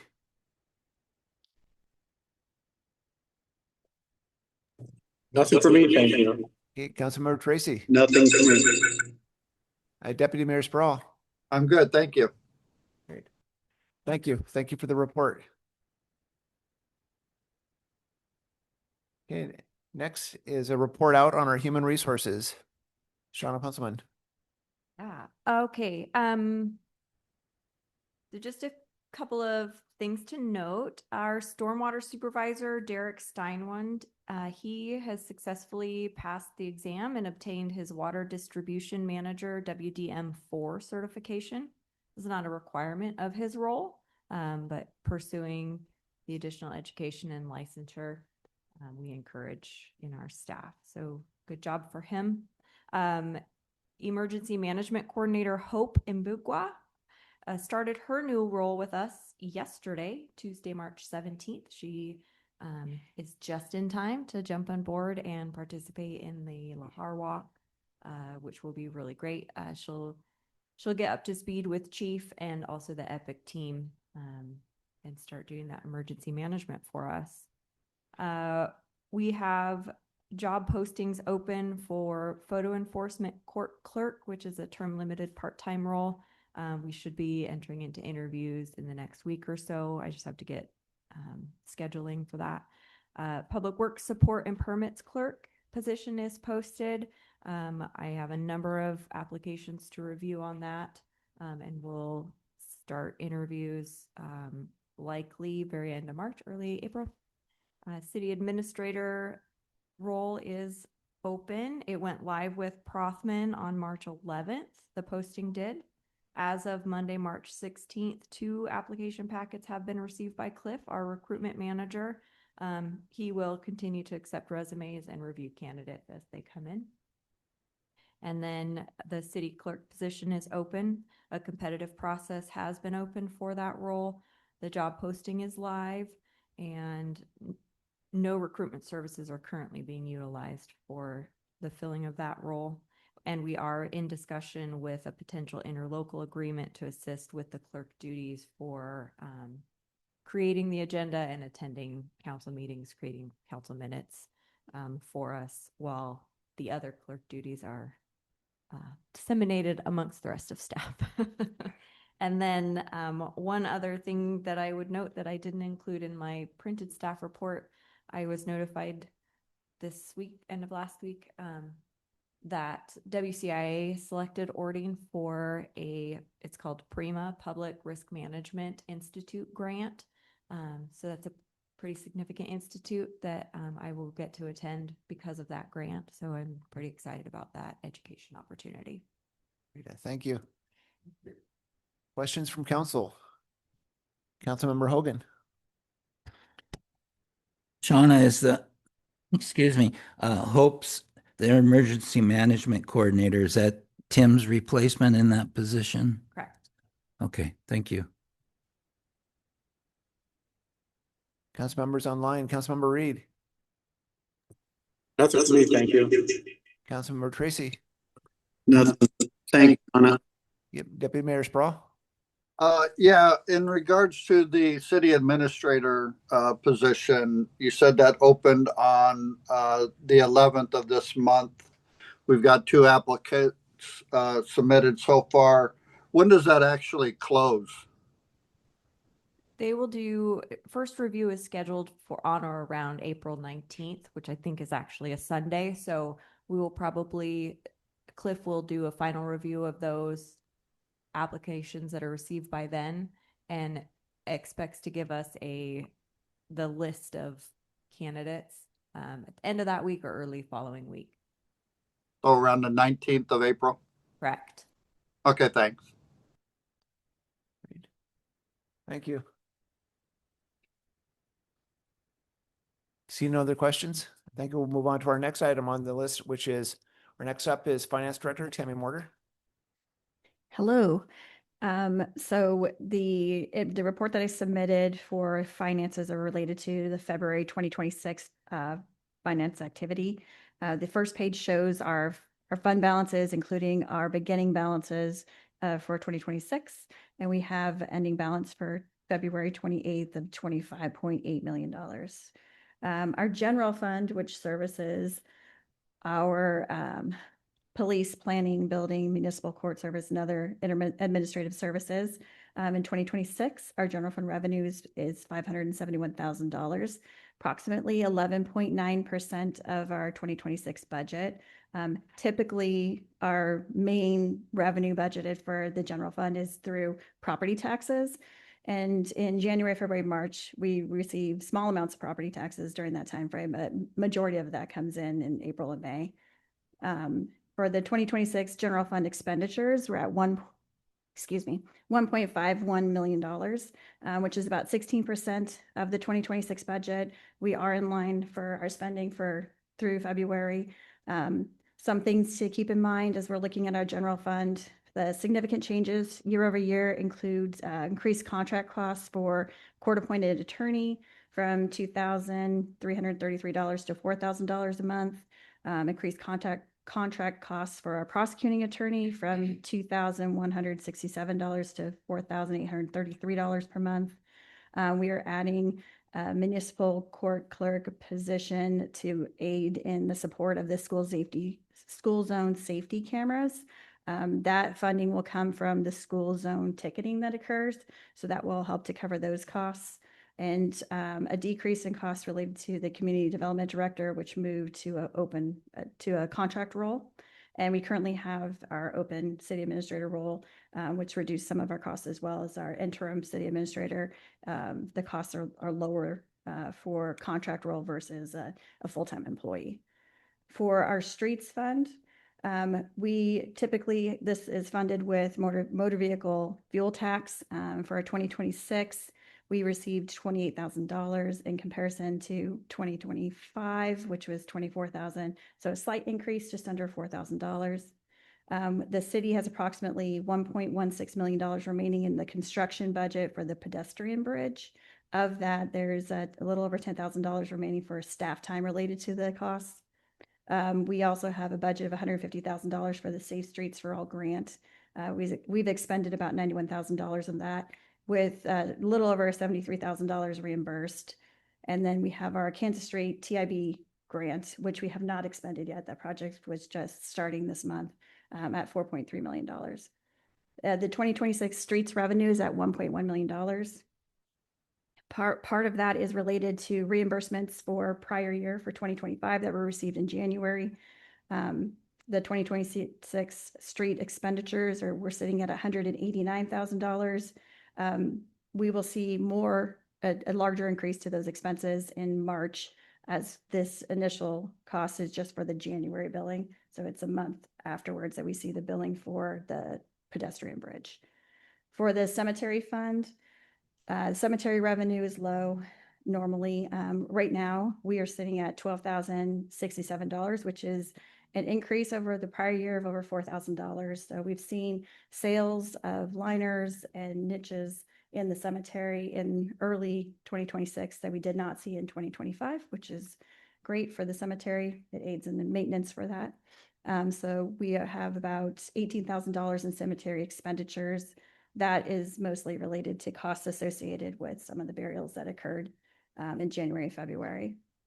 Significant changes for the cemetery, as we're looking at year over year, $26,000 increase to their budget for the replacement of the cemetery well that had broken in late 2024, early 2025. For the Parks Fund, we're looking at Parks revenue of $41,000, which is sitting about 2.3% of what we budgeted. A lot of the funding that we were anticipating for Parks will come later as projects start. We have a couple different projects in the Charter Park, including the Charter Park bathroom, Charter Park pump tracks, and Charter Park courts, basketball, tennis courts. Those projects have not started yet, and so those funds were budgeted in the Parks Fund for 2026. The 2026 Parks expenditures are sitting at $67,000, about 3.2% of the budget. Again, expenditures were budgeted for the projects that have yet to start. Significant changes year over year for budgeted capital expenses include a chipper and again, the pump track and cords. For our enterprise funds, which include water, wastewater, and stormwater, our water fund revenue is sitting at a little over $401,000, approximately 14.7% of our 2026 budget. Our 2026 budget includes some general facility charges. We see a reduction from 2025 to 2026 of approximately $200,000 related to general facility charges that were received in early 2025 that we have not received in 2026. For our water expenditures, we're at $386,000, approximately 7.2% of our 2026 budget. Our expenditures are slightly higher than our 2025, a little over $10,000, mostly related to some adjustments that we did for prior year related to unclaimed property. There were some checks that were not cashed in that we sent to the state. Significant changes for water year over year include budgeted capital expenses for the fiber line between the City Hall and Public Works shop. Part of the cost of the chipper is charged to the water, and also a tow behind compressor. For wastewater, the wastewater revenue is sitting at a little over $626,000, or 18.6% of the 2026 budget. In comparison to our 2025, there's a decrease year over year of a little over $450,000, mostly related again to general facility charges received in 2025 that were not received in 26. The wastewater expenditures are sitting at $469,000, which is about 8.1% of the 2026 budget. We have, in looking at our expenditures year over year, there's an increase of about $55,000. That's related to increases related for the sludge reduction project that we currently have going. Significant changes year over year related to capital expenses are the sludge reduction project, which was started in late 25 and is still in the process in early 2026. The fiber line between City Hall and Public Works is also allocated to this fund as well, and as well as the tow behind compressor. For the stormwater, we had revenues in 2026 of $220,000 at 13.7% of the 2026 budget, which in comparison to 2025 is a decrease of $17,000, again, related to general facility charges. For the stormwater expenditures, we're looking about $253,000 in comparison to $205,000 in 2025. So it's just under $50,000 increase. Part of that is related to the insurance premiums. So we pay our full insurance premiums in January, and that kind of impacts our budget for the first few months as we ramp up in revenues. And then the remainder is slight changes in salaries. For our significant changes year over year for budgeted capital expenditures include the rain garden updates in front of the Safeway. Fiber line, again, is allocated to this fund as well. The chipper and the tow behind compressor. And then we should see costs for the sweeper later this year. That was approved in 2025.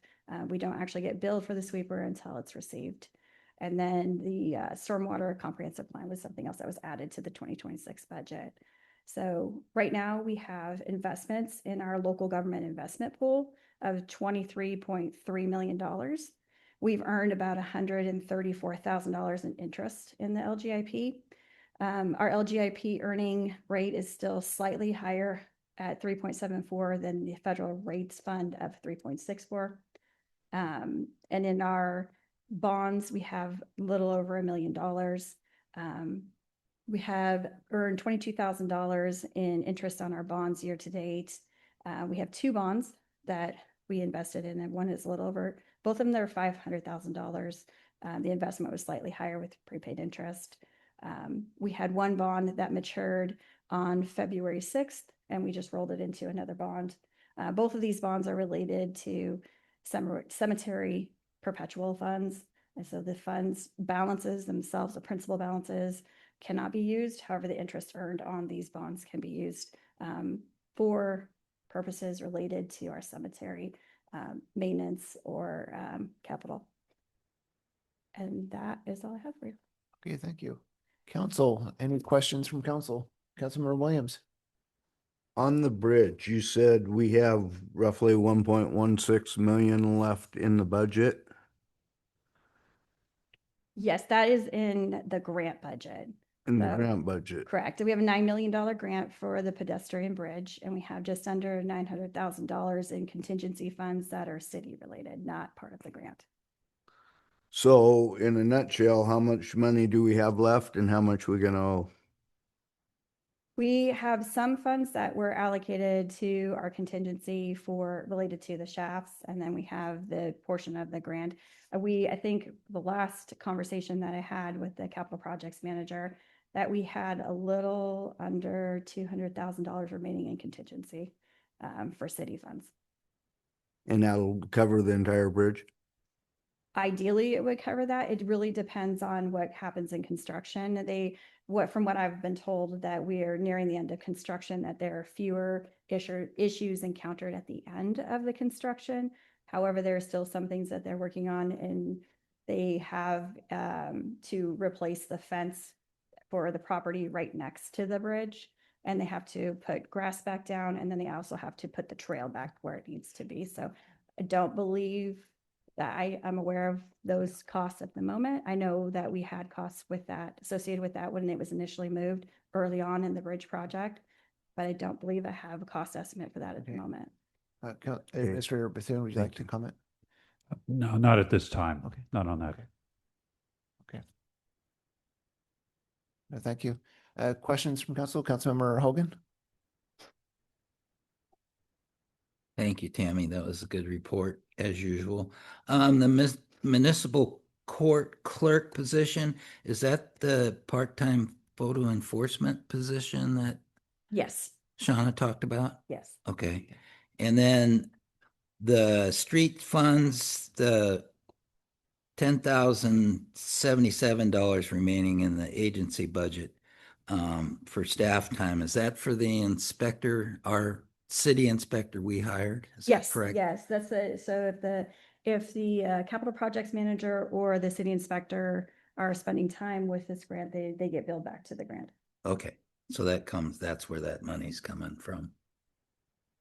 And then obviously the GFC charges, it's just because the city's like almost built out. We're not gonna see those nice GFC charges we used to receive all the time.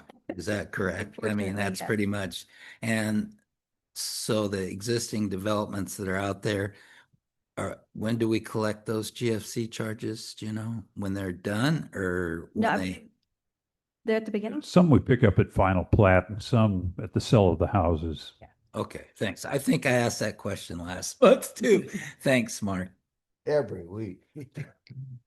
Okay, yeah. Other questions? Okay, Councilmember Holland? just put GFC down for Hogan next week. Councilmember Therese, before we go online, any questions? No. Nope. Okay, Councilmember Reed? No. Councilmember Tracy? No, I've got nothing. Thanks. Okay, Deputy Mayor Sproul? Yeah, I just wanted to comment that the let's see, for the general fund, as far as the court appointed attorneys and the prosecuting attorneys, those increases were caused by legislative changes that were placed on the city and nothing. So just to bring the other council members up to speed, why those increases were so big. So. Thank you. Okay. Thank you, Finance Director Mortar. Moving on to the next phase of our meeting, these items that we'll be discussing will be potential agenda bills to be discussed by council, where we discuss the options where they could be moved to study session. They could be moved directly to a council meeting under consent agenda or a standalone item, or they could remain in the committee of whole for further discussion at next month's meeting. So prior to this, is there any desire? Oh, I'm sorry. Okay. My thought is there any desire by council to take a 5-minute break? Do you think? Okay. With that, council will break for 5 minutes, 10 minutes at best. So, and we'll return. You gotta start bringing food. I know, and water. No kidding. Thanks, Michelle.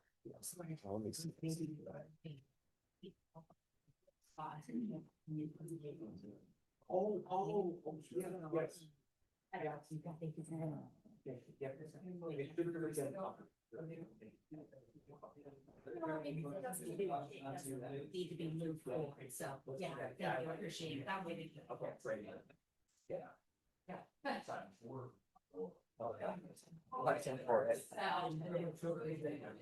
Thanks for coming.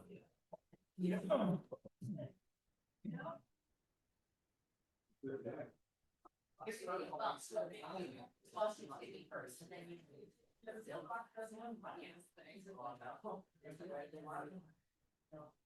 Thank you. Yeah. And yeah, I don't there's. It's like while you have to wait for that. Yeah. Okay. Oh, I get it, but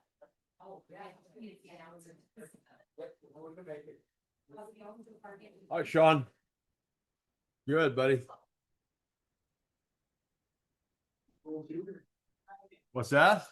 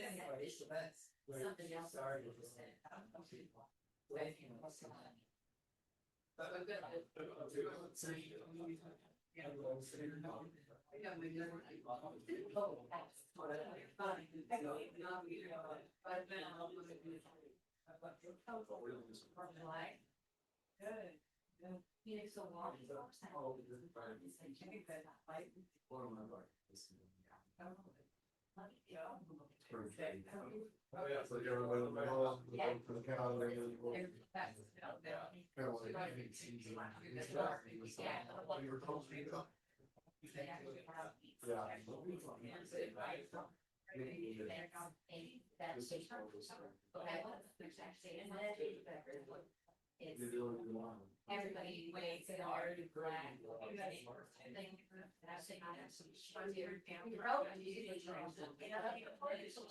So, being like a beer, to go get around there. That's everything that they're trying to do. And like, when it was like, we should be together to make this stuff very good questions. And keep it nice and safe. I didn't have it. But all the way.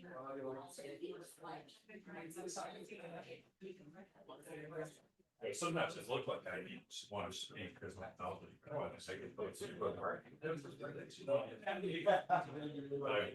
Trying to get the license. At the end, I switched. That wasn't that.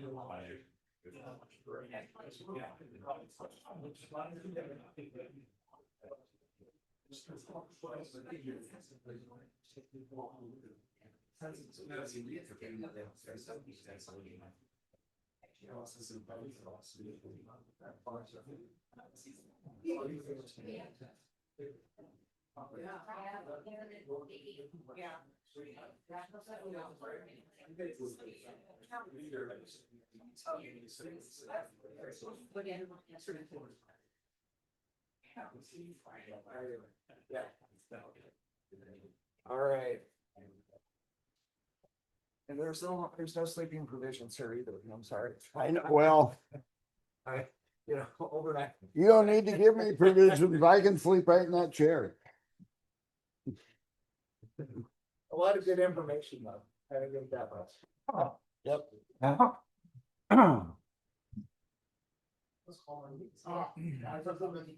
I just started calling the guys on the fence and kids scared. Yeah, you can't see me. I think Dawn and Dale are in the same room together. You got to get one of them to shut their mic off and then the echo will go away. Oh, good point. Yes, Mr. Williams, we've already been yelled at. We're taking care of it. Glad to take care of it. Yeah, right. Hopefully we eliminate that reverb that's going through.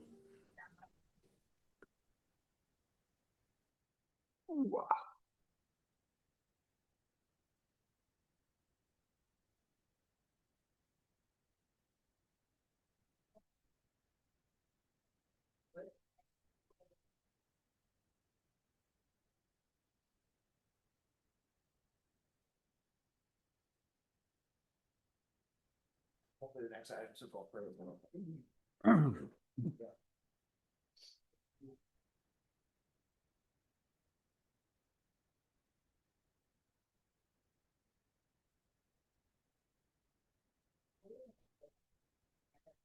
Good job.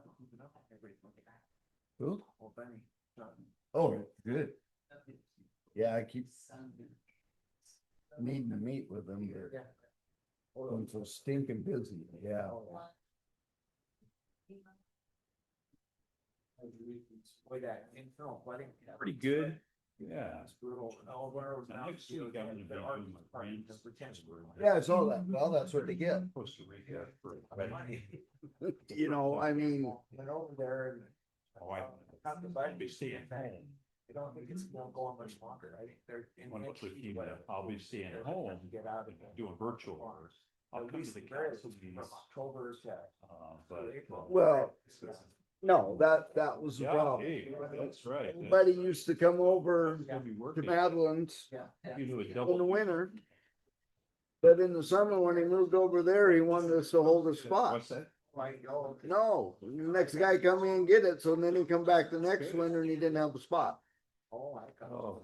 I see what you're saying. I'll never be a snowbird. Yeah, exactly. We can't sit there and be empty half a year just because you only wanna pay half a year. Another trailer in there. Yeah, Other stuff, you know, and. oh yeah, exactly. Yeah, no, that is what happened. Yeah. You know, Yeah. was it Buddy's motorhome? Yeah, see, that was him, you know, trying to cut his rent in half. The internal flooding. Seen it back there. You know, And it was close to the home. There was nothing, every line was surcharge. You saw it near your house, your place. Every line, all of the surface water was all over. it was kind of a unique thing because the Highlands, Vicky was up at the farm and it came over our driveway twice and it came over the county road once. Well, it hasn't been that in 20 years, but you got down here to the rivers and they were still this much low. You know, it was kind of funny how it changed. Yeah. It's the soils were so sensitive. All the water that stayed on top and it was. Oh no, our yard was a swimming pool, but the parking lots weren't. Yeah, is that where? Yeah.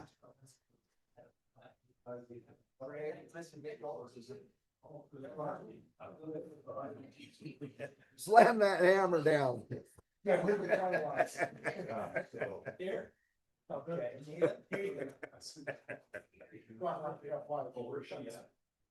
I'll go ahead and hit the gavel.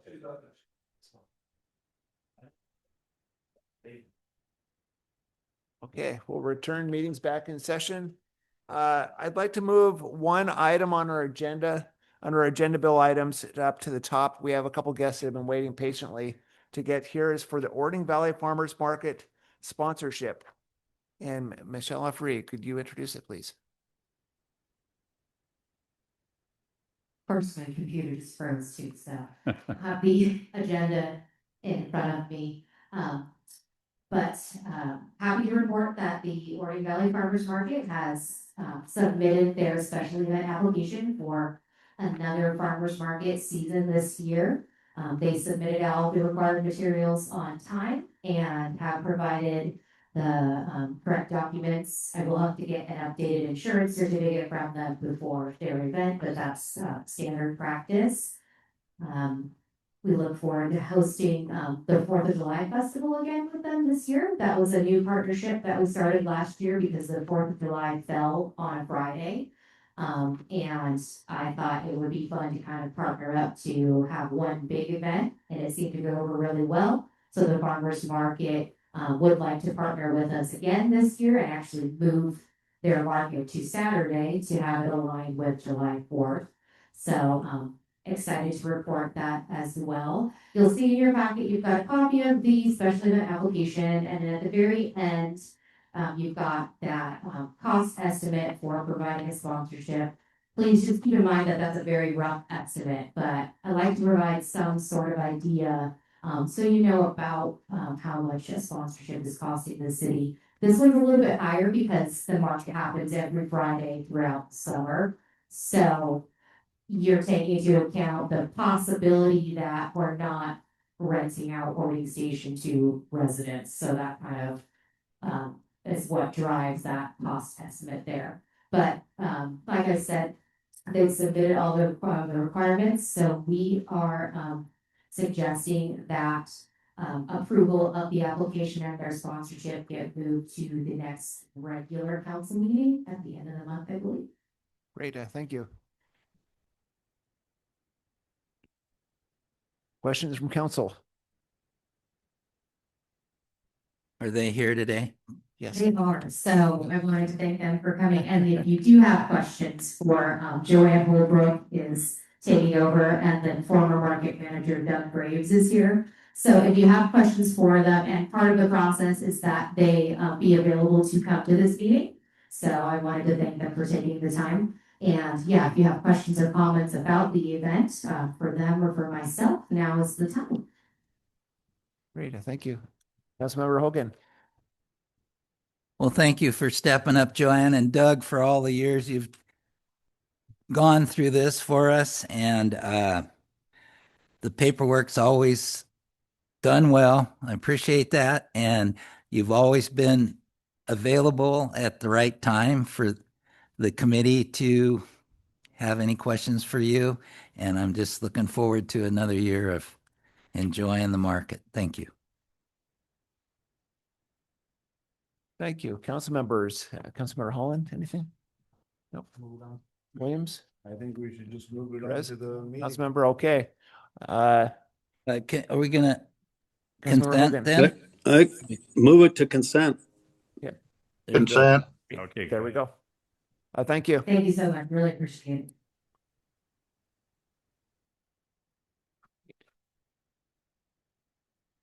Moving on to AB 2606, public safety tax. I'll call on, this is going to be a joint presentation with Chief Grabalik and Finance Director Tammy Mortar. Hello. So AB 2606 is for Resolution 26-03, imposing a 0.1% sales tax for criminal justice per the state legislator House Bill 2015. This is a criminal justice tax. It will increase our sales tax from 9.5% to 9.6%.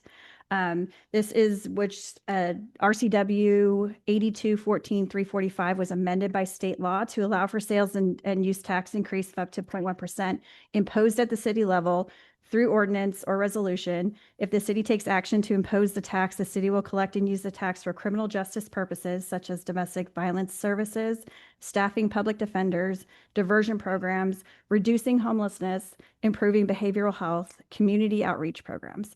This tax is for qualified cities and may only be imposed if the city meets the requirements to receive a grant under RCW 43-101-540. This is a councilmatic tax until June of 2028. So the council has time to decide if they would like to impose this tax. In the 2026 budget, we have budgeted for this tax for approximately $100,000. And this, again, is dependent on the grant requirements under the RCW. Chief Grabalik can answer questions related to the grant if you have questions about that. I'll call on Chief Grabalik.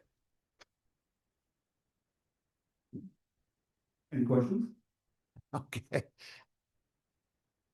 Let me give you a brief rundown. Yeah, let's get a quick rundown from your perspective. So the CJTC, or the Criminal Justice Training Commission, requires that agencies who apply for this grant have to satisfy a number of policy changes to their policy. And those are basically broken down into one of three categories: the Keep Washington Working Act, use of force, and protection orders. And so as in combination of all three of those, there are about 250 policy requirements that have to be met within our policy that we have no discussion on. They have to be implemented in order to qualify for that tax money or apply for and be awarded the grant. And so we've been in compliance with most of those. The required changes that we hadn't been in compliance with have been made, and we are now in compliance with them as of yesterday. And we are ready to submit the application to the CJTC if that's the desire of the council. To date, there have been only 2 law enforcement agencies that have been approved. There's been a plethora that have actually applied, but only 2 have been approved to actually collect the tax at this point, just because those standards are difficult to reach. So I'd have you answer any questions. So, see- Chief, this, Councilmember Therese. Yeah, go okay, ahead. so this is already in place? We're just adding 1/10 of 1% to what's already going on, or? Correct. The tax would be imposed as a 1/10 of 1%, in addition to what's currently being collected. And that'll generate $100,000, that's correct? Okay. That's what we estimate that it'll generate. I mean, it really is dependent upon the sales, but based on the analysis that we did. Great. Okay, it appears that Councilmember Tracy has a question. One of them just got answered. I was going to ask how much we thought that would generate, around 100,000. Chief, this, with those school enforcement cameras, is any of the money that would be, used by this 1/10 of 1%, can the money from the school zone cameras be used for any of that compensation? There is some overlap there, but not very much. It's, those street, school zone camera funds have to be used for safe streets projects or things that improve, traffic safety. Whereas this grant, or tax, those things like, domestic violence services and our costs for our prosecutor and that's terms. Okay. Thank you. Okay. Councilmember Williams.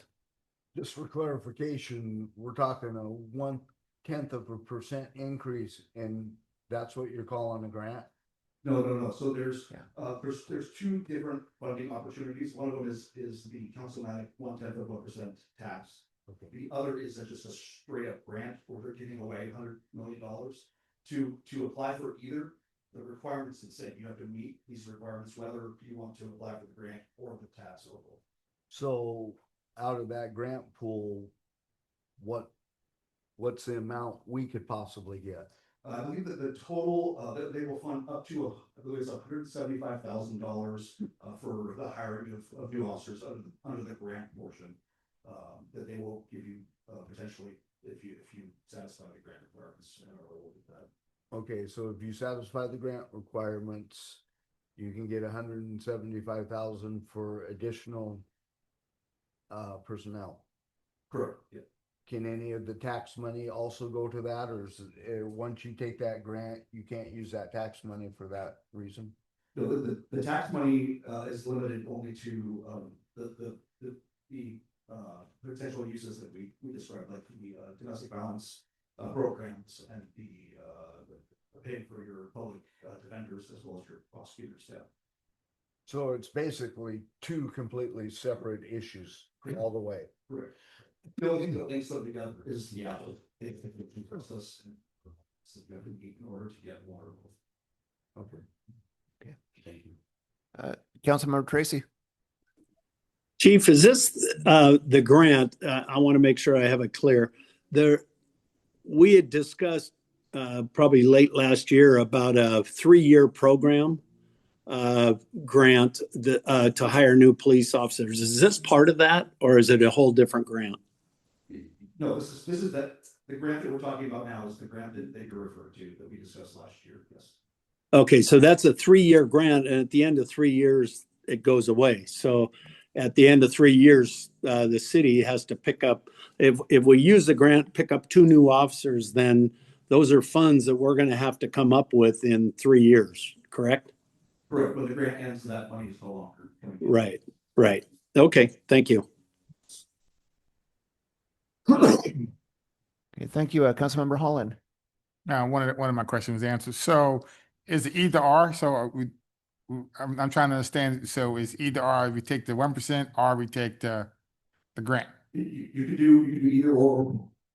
Is that 1%? Does it has a sunset date, or is it once it goes in effect, it stays in effect?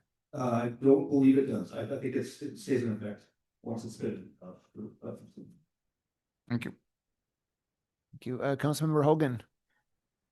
Well, that was, yeah, I think for the resolution for the 1/10 of 1%, there's 7 items we can use that money for, according to the resolution, correct? And then, and then the grants, what public safety and you've been working on for a couple of years, right? And now it's still available. Is there a possible, I mean, that gives us, so that grant would go for 3 years? Is that the idea? The grant is only, it will only be available. 3 years. So, and then maybe something will come about after that, or we'll figure our funding out at that time. Is that correct? That question remains. Yeah. Okay.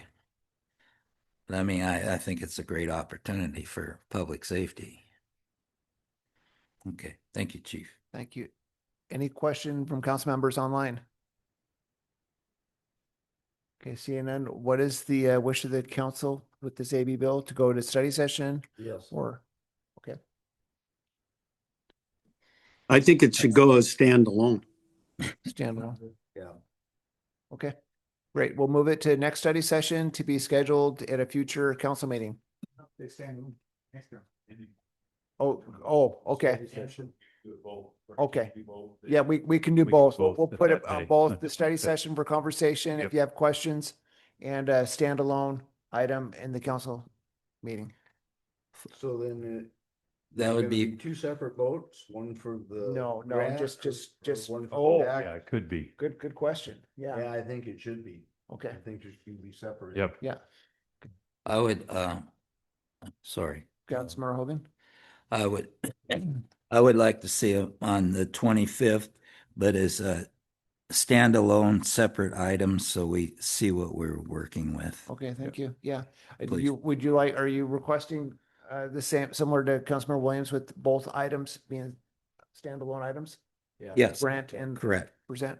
And that way, because we'll have study session and we can hash it out, and then we'll at least be able to, if one or the Okay. other, they're not competing.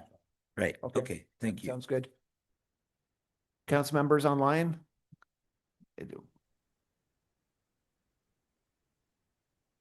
Okay, we'll move it forward to the March 25th meeting. Thank you. Next item on our agenda is leasehold excise tax. Finance Director Tammy Mortar. Hello. So AB 26-31 is for Resolution 2026-08, imposing a 4% leasehold excise tax.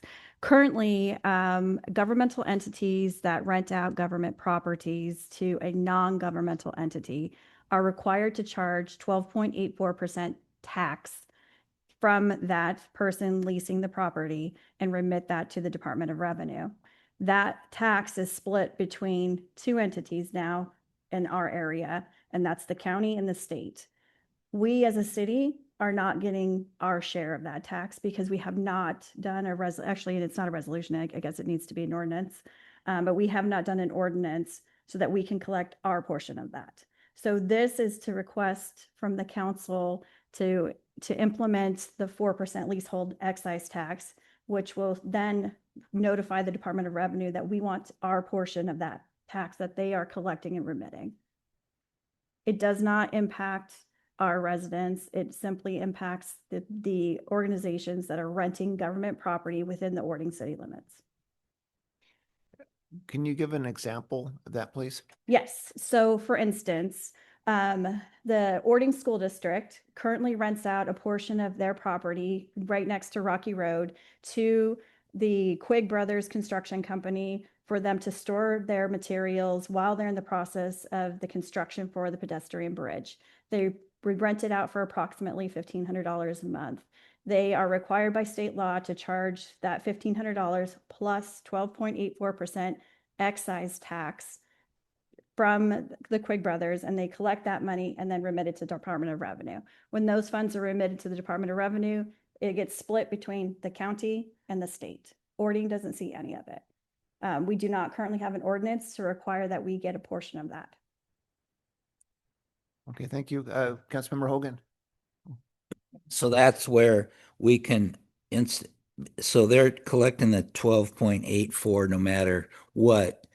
And if we don't implement our resolution or change our ordinances or whatever it is, we're losing that 4% no matter what, unless we say we pass this. Yes, that's And then correct. that way it's not going to increase anybody's taxes. We're just going to start getting a piece of the pie. Yeah. Well, at least the crust. A small piece of the pie, yeah. Thank you. Okay, thank you. Thank you, Mayor. Councilmember Williams. Still a little confused. So that 12.84 tax will go up to 16% for? No. Will not. No, So so Quick Brothers stays the same. it stays the same for the person that's leasing the government property. They pay it and then it just gets separated. Similar to like property tax, where part of the property tax would go to the city, part goes to the state, part goes to the county, and the fire district, the library district. It would be separated, and it means similar to that. We'd get a percentage of it. So why didn't we do this before? I am unsure. This has been in place since the 70s. So I don't know why it hasn't been implemented, but it was a conversation that I had when we were talking about our own rentals. And I was asking questions, and I did some training and found out about it. So I brought it to council. Okay, Councilmember Therese and Councilmember Tracy. Yeah, so for right now, Tammy, this is the only example that we have is. There may be others here, but I'm not aware of what other rentals are happening. I know we have our own rentals here. We have 2 rental properties that we lease out, and we're required to collect the tax. And that would be remitted to the Department of Revenue. So essentially, we would get a piece of that too. All right, thank you. Okay, Councilmember Tracy. Yes, so this AB 2631, is this actually the what we need to, if we move this forward, do we still have to come up with a resolution, or is this the resolution? No, so I was incorrect in stating resolution for this AB, and it wasn't corrected. I spoke with Lighthouse Law, and it needs to be an ordinance. And so when I reached out to him, I just didn't get a chance to update this prior to coming to the meeting. So Councilmember Tracy, we would need to create the ordinance for you to review before it could go to council for approval. So Yes. this item here would need either go to study session before March 25th or come back to committee of whole to review that ordinance. That's what the decision would be tonight. Review the there's no ordinance to review, is there? Yeah, so we would have to create the so this evening, if the council wishes to go forward, we'll go ahead and create an ordinance for you to review at either a study session or back at committee of whole again, depending on where you'd like to see it. So my understanding then is we approve this or send it to consent agenda. And then in the meantime, you will be putting an ordinance together for us to see at that time. A negative on that. Right now, this evening, the only thing you'll do is we will create an ordinance for review in the future. Right, but we still have to pass this before we can create the ordinance, or do we just ignore No. this? No, we're just looking for input on this, and we'll create an ordinance for you to review. So if you're in favor of it, we'll create the ordinance to either have at the next study session or bring it back to committee of whole again.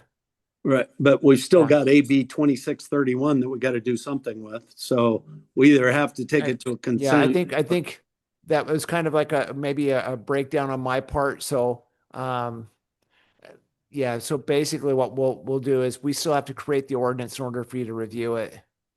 If that's something that council wishes to review or No, have I forward. understand. I understand that. Yeah.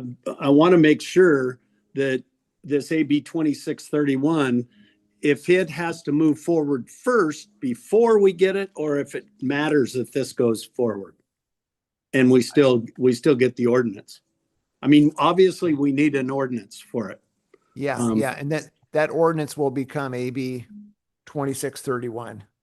Oh, it will. Okay. Yeah, that we'll just keep the same bill number, but I'd hate to see you guys try and pass something if you haven't seen it before. So Right. I mean, I understand that, but this is an obvious one if you ask me, but that's my opinion. So it would pass. I would move it to consent if that's what it was. Thank you. I agree. Thank you. Councilmember Hogan. So instead of reading the resolution, it'll actually be an ordinance. So Yeah. Could you have the ordinance prepared by the 25th for study? Yes. yes, And then we could and we can- possibly and we can move approve to it that meeting, yeah. that meeting? Yeah. Okay, Yeah. okay, as a standalone item. Yeah, I like to yeah. see it standalone. Yes. Okay, Yep. thank you. Councilmember Holland? Then that's my question. Okay. Finance Director Mortar? We do have an ordinance that was created by Lighthouse Law, that I can give to you, that he already created it for me. It just didn't make it into the packet in time. Okay, well, we can still go forward with the method that Councilmember Hogan presented. Yeah. Yeah. Sure. Okay, so with that, we'll move it to the March 25th meeting to be presented in the study session and potentially move to a standalone item on the agenda for that evening. I got a question. Yes, Deputy Mayor. So right now, there's a 12.84% being withheld for taxes. In this AB, it says the state receives 2.84, the county receives 6, so that's 8.84. Who's keeping the other 4% that we're not getting? It gets split between the state and the county. Oh, wow. Okay. Yeah, I'm all for this. Okay, thank you. Okay, moving to the March 25th. You will see this again. Okay, next item on our list is landscaping contractor award, Public Works Director, Mr. McBee.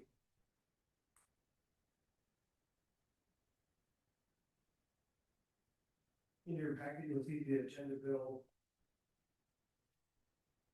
2629. Staff solicited bids for the city's 3-year landscaping services. Excuse me. MRSC small works roster. Councilmember McBee, he's having difficulty hearing. You might want to hold the mic. Or maybe sit beside the beside Mark. I don't know if that mic is working better. That one is not cutting it at all. Okay. Can you hear me, Councilmember Sproul? Oh Are you able yeah, to hear me? great. Oh yes. Okay.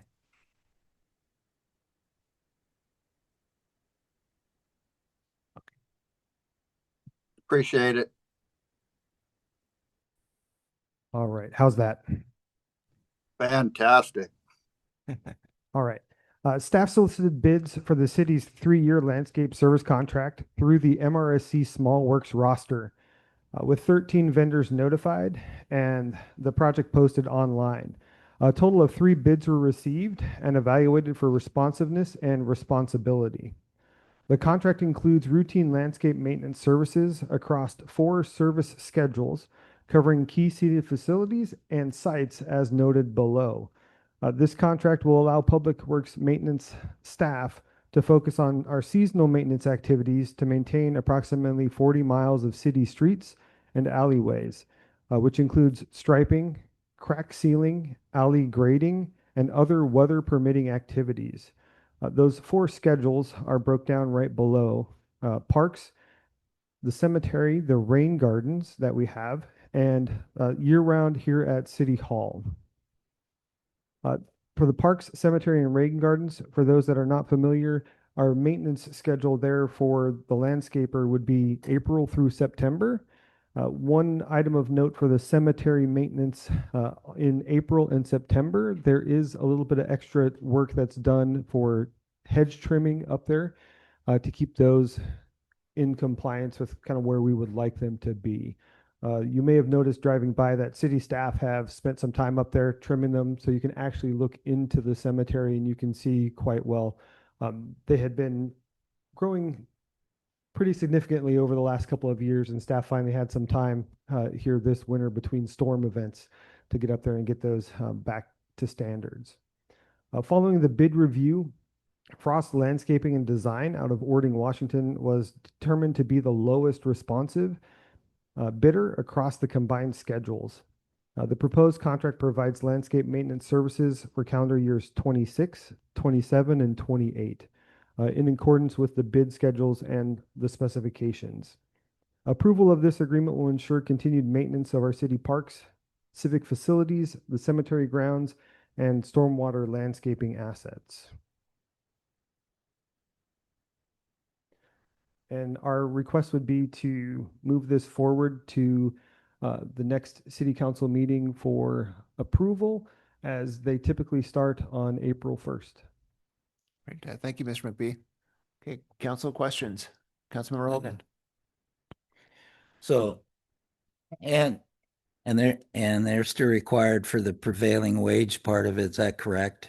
Yes, that is correct. And they got the hang of it now after multiple years of doing it, so we don't have to worry about that anymore. Yes, they do have a good hang on that. Last year, in the last 2 years that have been a part of the city staff, they've done a pretty good job of keeping up with everything. There were a few hiccups in there, but we did address those. One thing we included in the contract for all proposers was to make sure that while they're operating within the city limits and on city property, they're wearing high-vis reflective gear.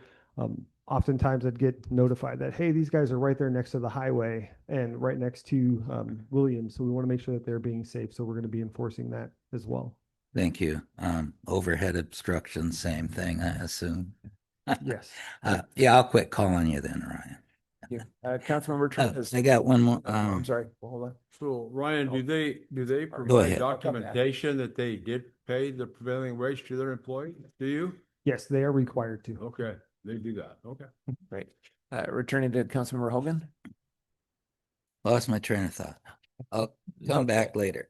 Maybe a couple days. Councilmember Williams. We budgeted 92 and it's at 101.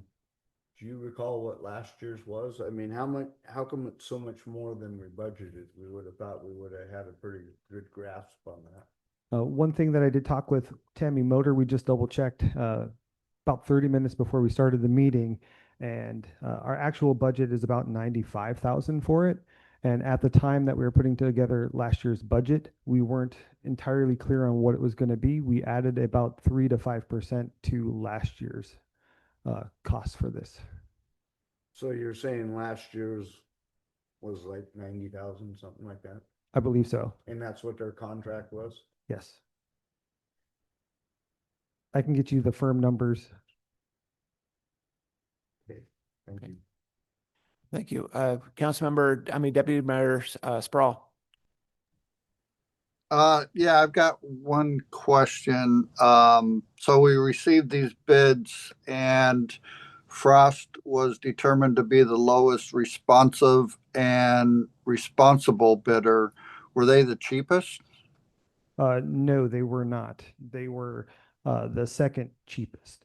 The cheapest one that we did receive was non-responsive. Non-responsive, how if they submitted a bid? They didn't have critical documentation included in their packet. Okay. In violation of an RCW. Okay, thank you. I have another question. Okay, thank you. Councilmember Therese. Yeah, Ryan, did we have 2 employees taking care of the maintenance at the cemetery? We have all 4 of our maintenance staff could go up there and take care of the cemetery, at least in the time that I've been here. We do the seasonal maintenance from October through end of March. Okay, okay, I got that. So there's always 2 guys up there working on that. We have guys that are able to go up there pretty much any time if we do have some issues. During the summer months, it's primarily whoever our landscaper is, but we do go up there and we do checks and rounds, make sure that everything is in good working order, take out any garbage from the trash cans. All right, thank you. Thank you. Okay, Councilmember Reed. There you go. Yeah, I was in your office about a month ago, and we were talking about looking out your office window down the street, all the trees that have not been pruned. I didn't see any of that on the bid for work to be done. That's correct, Councilmember McPhee.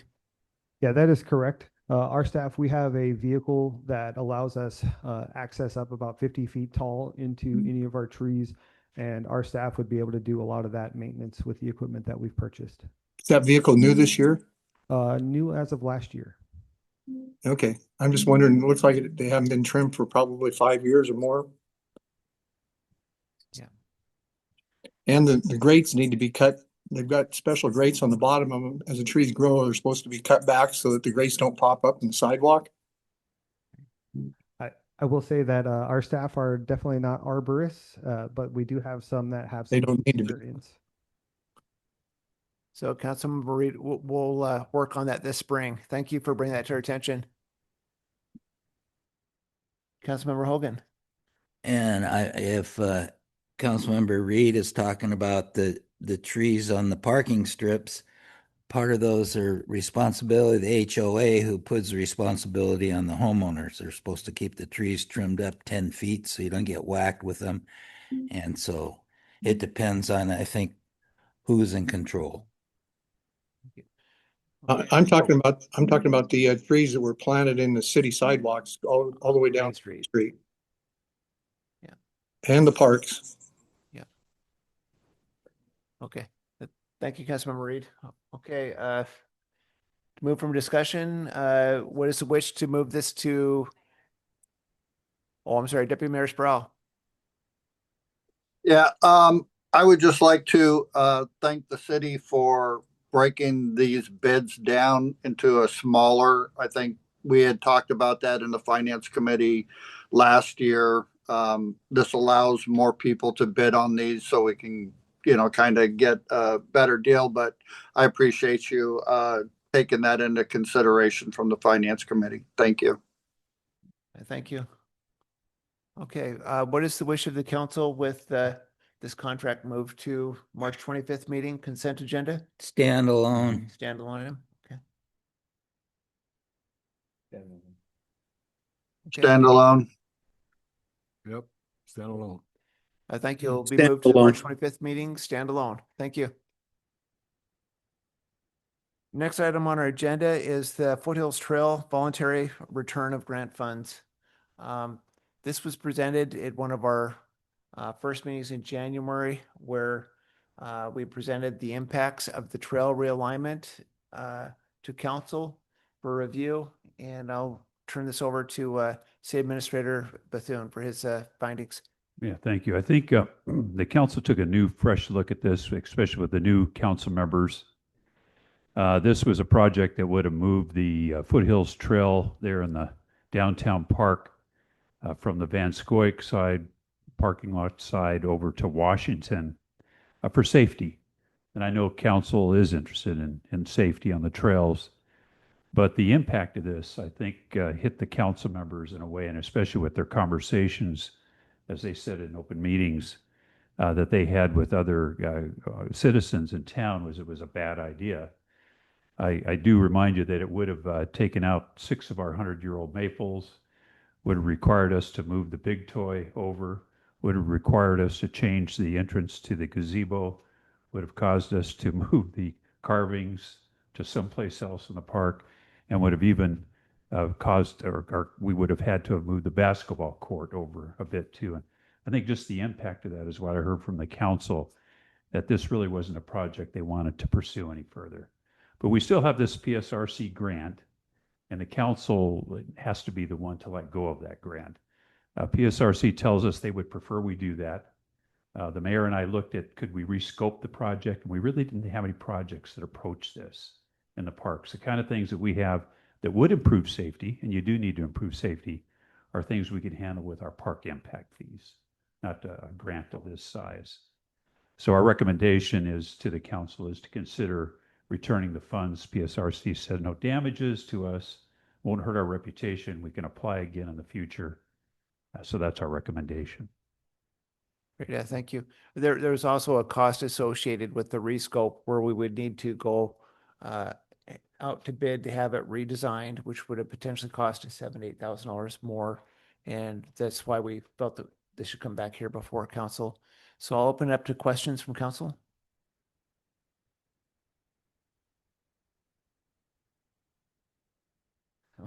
Okay. Any questions or direction from council to go forward? Okay, Councilmember Reed. I can see it. Could those funds possibly be used in the new charter park out there to to relocate or realign the trail and still put the other tennis court in? You know, I know it has to be Foothills Trail. To rescope this thing, we have to go back out for bidding for RFQ to just try to, which one are you thinking of, the, where we're doing the pump park and the, Yes. and the courts? Because The we pump have a park. grant for that. But you said we didn't have enough money to move the trail at one time when I talked to you.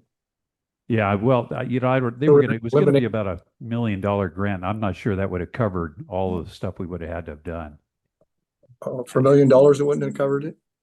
Well, I'm not certain. I couldn't tell you certainly, but I know that's a lot of construction. That was the expectation from PSRC. We applied for it, that it was going to cost somewhere around $1 million to Oh, do okay. what we were going to do. So you're saying the one out at the new charter park wouldn't cost that much? No. Well, actually, the charter park, I'm going to see if Michelle is still here, because that whole project with the design and engineering was pretty close to $1 million too. Yeah. But that's a separate, and that's being handled through an RCO grant, not PSRC. This is a federal grant. Yeah. Thank you, Councilman Reed. Yeah, it had very limited uses for that. We have our Public Works Director, McBee here. He might be able to speak to it a little bit more as well. Yeah, it's my understanding is with this Foothills Trail realignment grant project, those funds would be returned and then they would be reallocated and redistributed amongst the other projects in the PSRC buckets that are ongoing projects or projects that are about to occur. So no, I don't believe we would be able to reuse those funds or reallocate them for that project there. It's not directly related to transportation. Yeah. The overreaching goal would be to reapply in the future to PSRC for a more encompassing type of grant that might have more benefits, like with the parking lot and the trail on that side of the park to help improve safety and other improvements on the park. So this would give us a clean slate to start with going forward. Councilmember Tracy?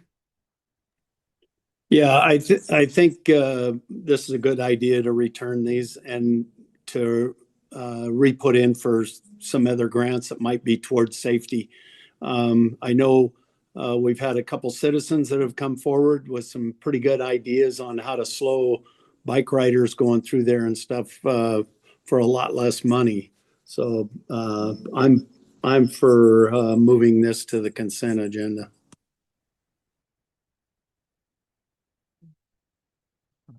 I'm saying move the consent agenda, also start a clean slate. Okay. Consent. Okay, this will be moved to the consent agenda for March 25th. Thank you. Thank you, Council. Okay.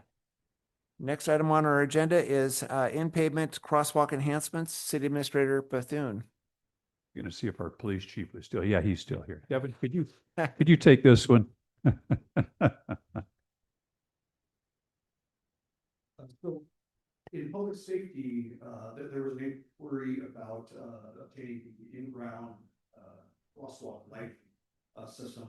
Our hope is that that was going to specifically be addressed by the Safe Streets final report. And I think that final report will have information there that discusses the pros and cons, and essentially recommending those LED lights over in-ground crosswalk devices due to maintenance. And so at this point, we didn't have anything more to present other than waiting for that final report from Safe Streets. They will hopefully discuss those options. Okay, thank you. Councilmember Hogan. Would this estimate cost be for one crosswalk? Yeah, if you're looking at an estimate, I believe it was just for one. Thank you. So I mean, there's other options. I guess we could do the push button strobe thing. Right. Okay. I understand that there are plenty of other options that are very and less expensive than that. Thank you. Okay, City Administrator Bethune. Any comment? No, I agree. Public Works Director McBee. Yeah, included with your packet is some of the email correspondence that we've had with Keller Associates, who did our Safe Streets for All that you guys got briefed on earlier. And the cost of those in-pavement crosswalk lighting typically ranges from $25,000 to $60,000 per crossing, depending on the electrical requirements, pavement work, traffic control requirements.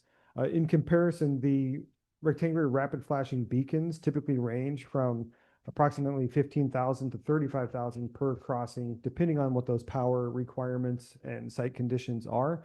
I know we just purchased some replacements for one set here in the city, and it was under 10,000. Great. Thank you. Council members online, Councilmember Tracy. Yeah, I think we need to move this back to another committee meeting to discuss some of this stuff. It's a lot of money to put in, and if it's just one crossing, we're gonna, like the crossing by the Safeway there, which seems to be our nemesis. It'd be more than one crossing, that's for sure. There's probably 1, 2, 3, 4 crossings right there or something to make it to where it works properly. I think we need to go back and discuss this quite a bit more. Thank you. Thank you. Councilmember Holland? Did you say it will be addressed in the safe parking? I mean, Safe Streets for All. Yeah. Will we get I don't think your mic's on, Stanley. Okay, I said it will be readdressed for safe park. I keep saying safe parking. Gunther must be on my mind. Yeah, it'll be in the Safe Streets. Safe Streets. Yeah. Councilmember Holland. Okay. Great. Okay, Councilmember Hogan. Yeah, I think, that'll help address the issues, but I think the cost for doing one crosswalk, that's just doesn't make sense. And I've noticed too that you used to see quite a few of them around in, bigger cities. They appeared a lot in Bellevue, Redmond, those types of cities, and you're not seeing them so much anymore. So there must be a reason. Thank you. Thank you. So, Mayor, this is only for FYI information only. There's no action, no. Just information only, and this will just remain as an agenda item until we get more information. Yep. Okay. All right. Thank you. All right. Next item on our agenda is safe parking, and Interim City Administrator Mark Bethune and Police Chief will be sharing this. I'm going to defer to our planner I'm sorry. to talk to you about this. She's been waiting patiently. I'm gonna say the nervous police chief behind me, take this one for this. Deputy Mayor, can you hear me okay? Hey, can you sit at the table with Mark and share the mic? Thanks. All right, how's this? Oh, that's so good. Thank you. Okay, all right. This is the spot to be. We're here to talk about safe parking. I think that there are maybe half of the council members who are familiar with this topic and another half that could benefit from a little bit of background. Safe parking is a project that's been in the making at various stages for about 2 years in Ording. There had been a previous champion of the project on council, that was former council member Gunther, who had introduced the idea of instituting by ordinance an allowance for what are called safe parking sites within Ording. Safe parking is already statutorily allowed on certain grounds that the city can't interfere with, such as religious facilities. But the effort through the project was to attempt to allow for safe parking to get to establish at host sites that expanded outside of just churches or religious organizations. There had been some headway in the project made until about this time last year, when the project really came to quite a bit of a halt. The reason was that we had drafted an ordinance that attempted to be able to convey the interest of the project. And there were, a number of kind of inserted ideas from the champion of the project that weren't able to ever get worked out from a legal perspective. That kind of, drove more questions than answers as to the degree of resources that would be required by city staff to be able to process and, sort of facilitate these sorts of organizations from establishing. And I apologize, I should have explained even sooner. Safe parking are areas of, designated parking lots on established organizations that are allowed to be used for overnight stays by persons who are unhoused and living in their cars.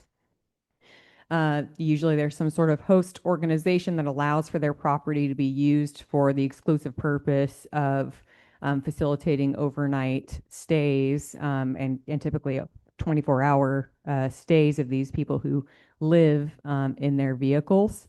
And so the ask tonight in front of council is, what would you like to do with this project?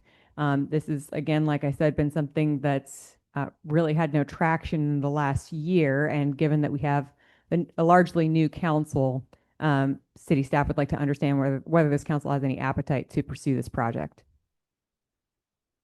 Great. Hearing that, I will open it up to discussion. Councilmember Williams? Do we currently have any organizations that are interested in implementing this? No. Not much of it. This was not community driven. It was the city was not approached by anybody in the community interested with this. It was an interest of the then council member. Thank you. Okay, great. Councilmember Torres? So Kim, is there anybody doing it right now, like at the Safeway parking lot? Not in town that I know of. We worked with other cities that have established similar ordinances to be able to understand kind of how these sites function and how they're received by the communities. We had to go pretty far up in like North King and Snohomish counties to be able to find cities that had instituted, by ordinance some provisions like this. And we certainly learned a lot, but it isn't something that that I know of that we have in town or that's really prevalent locally. Probably a seasonal thing too, right? I'm thinking there's more people looking for a place to stay at in the summertime. I don't think so. They think that when they operate year round. Yeah. Thank you. Sure. For our council members online, any questions? Councilmember Reed? No. Okay.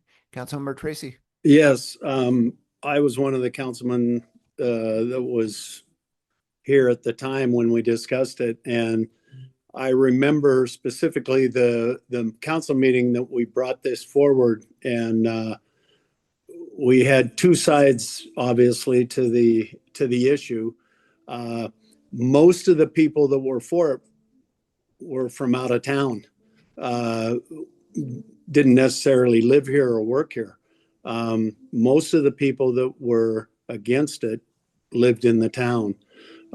We brought up the whole issue about the religious organizations having the ability to do it, but none of them had come forward. One did, the church that's across from the old City Hall building. She was one that was definitely for it and wanted to do it on her property right across from City Hall, but she didn't have any parking spaces that were on her property. All the parking spaces were city parking, street parking. And so at that time, it was pretty much stated, at least in the way I took it, was that citizens weren't necessarily for it. That's all. Thank you, Councilmember Tracy. You want to add a question? No. Okay. Deputy Mayor Sprawl. Any questions? Yeah. Yeah, I kind of worked on this too. And I think it really came up from Recovery Cafe was the one that originally brought this to council. I think just before Council Williams, his original seat had expired. It was about that December. They had spots that they wanted to convert, and that's where this thing started going. I talked to every church in town. They don't have the resources to implement a safe parking, if you will. I went up to Spanaway, visited one of the churches up there. They had a really good safe parking going there. Some of the cities around us have implemented this. Basically, the churches can implement this. RCW allows them to do that. And all we could do, and I think we have done it, is put some guardrails around what they can do. And that was something that the state did allow us to do. We were just wondering if there was other entities that wanted to, that were nonprofits or something that wanted to open this up. And, with Recovery Cafe leaving us, I don't think there's anybody left that is going to pursue this this type of parking program. So. Okay. Thank you, Deputy Mayor Strahl. Councilmember Holland. I also worked on the last one that worked on the project. I think we should just shelf it for now because there's no appetite for it right now. And if it is, come back and revisit. But let's shelf it for right now. Councilmember wishes. I seeing some head nods online. Okay. I think we have our direction. Oh, I'm sorry, Councilmember Hogan. Yeah, we all worked on it. I think it started out as a CGA project, and then we had it turned into ad hoc, and then we used the council quite a bit on it. And I think we have a lot of staff time on it. And by the end through this, we decided to let the new council decide. But also, I think we got enough time in it to where if we have some standards and somebody comes in and wants to do this project themselves, we'll already have a safe parking ordinance so that they know there's some demands to met, not, bring in their ideas. Councilman, Deputy Mayor Sproul, so the Methodist Church, that pastor also, correct me if I'm wrong, she ran the Methodist Church up in Spanaway too, Deputy, is that right? And she had That's so correct, right? She's got a good program going up there. So, but I, for as much time as we have involved in this, that none of you, well, some of you have seen, I would like to see at least establish an ordinance or two. I mean, we got it already written out almost, do we not? We had a version written out, and then the version that was drafted was discussed in CGA. There was some input that was offered at the CGA meeting. I think it was in March. And it introduced it introduced more questions because it introduced, framework to how these things would function and how we could sort of, create some guardrails around these sorts of sites. And some of it was like, ensuring that there was an emissions test that was provided by the vehicle that was staying there. And staff's natural question was, who's managing this? Who's checking in on these emissions tests? And I give this one example. I'm not exaggerating when I say there were like 20 of these sorts of things where there was an ask that was a demand of the safe parking host, but the means of going about verifying that and administering it from a city staff perspective seemed to be quite cumbersome for a staff that already largely wears multiple hats per person. And so that sort of disappointment on behalf of the city administrator at the time led to like this needs to get sorted out by the person who introduced the idea. This was then Councilmember Gunther, who had offered to kind of sort out some of these issues and then bring it back to the greater council and back to the CGA with some alternative approaches. And that until that time, we weren't going to expend any sort of resources for the city attorney to sort out how this would all manifest. So there has been a lot of ideas baked. There's been a draft ordinance that's been prepared, but none of it has had enough traction yet to get across the finish line. And it'll need a pusher at this point to make that happen. And so we need somebody with appetite to be able to make it happen. Okay, thank you. Yeah, unfortunately, past council members had an agenda and it wasn't working. We had a good plan at one time, I feel, to at least control the safe parking. And if somebody comes in and says, this is what I want to do. So now I guess throw it in the round file, and when somebody comes back again, we'll spend money on it again. Okay, thank you. Thank you, Councilmember Hogan. Okay, item will be suspended then until we get further demand or request for it from the community and a desire to move forward with it.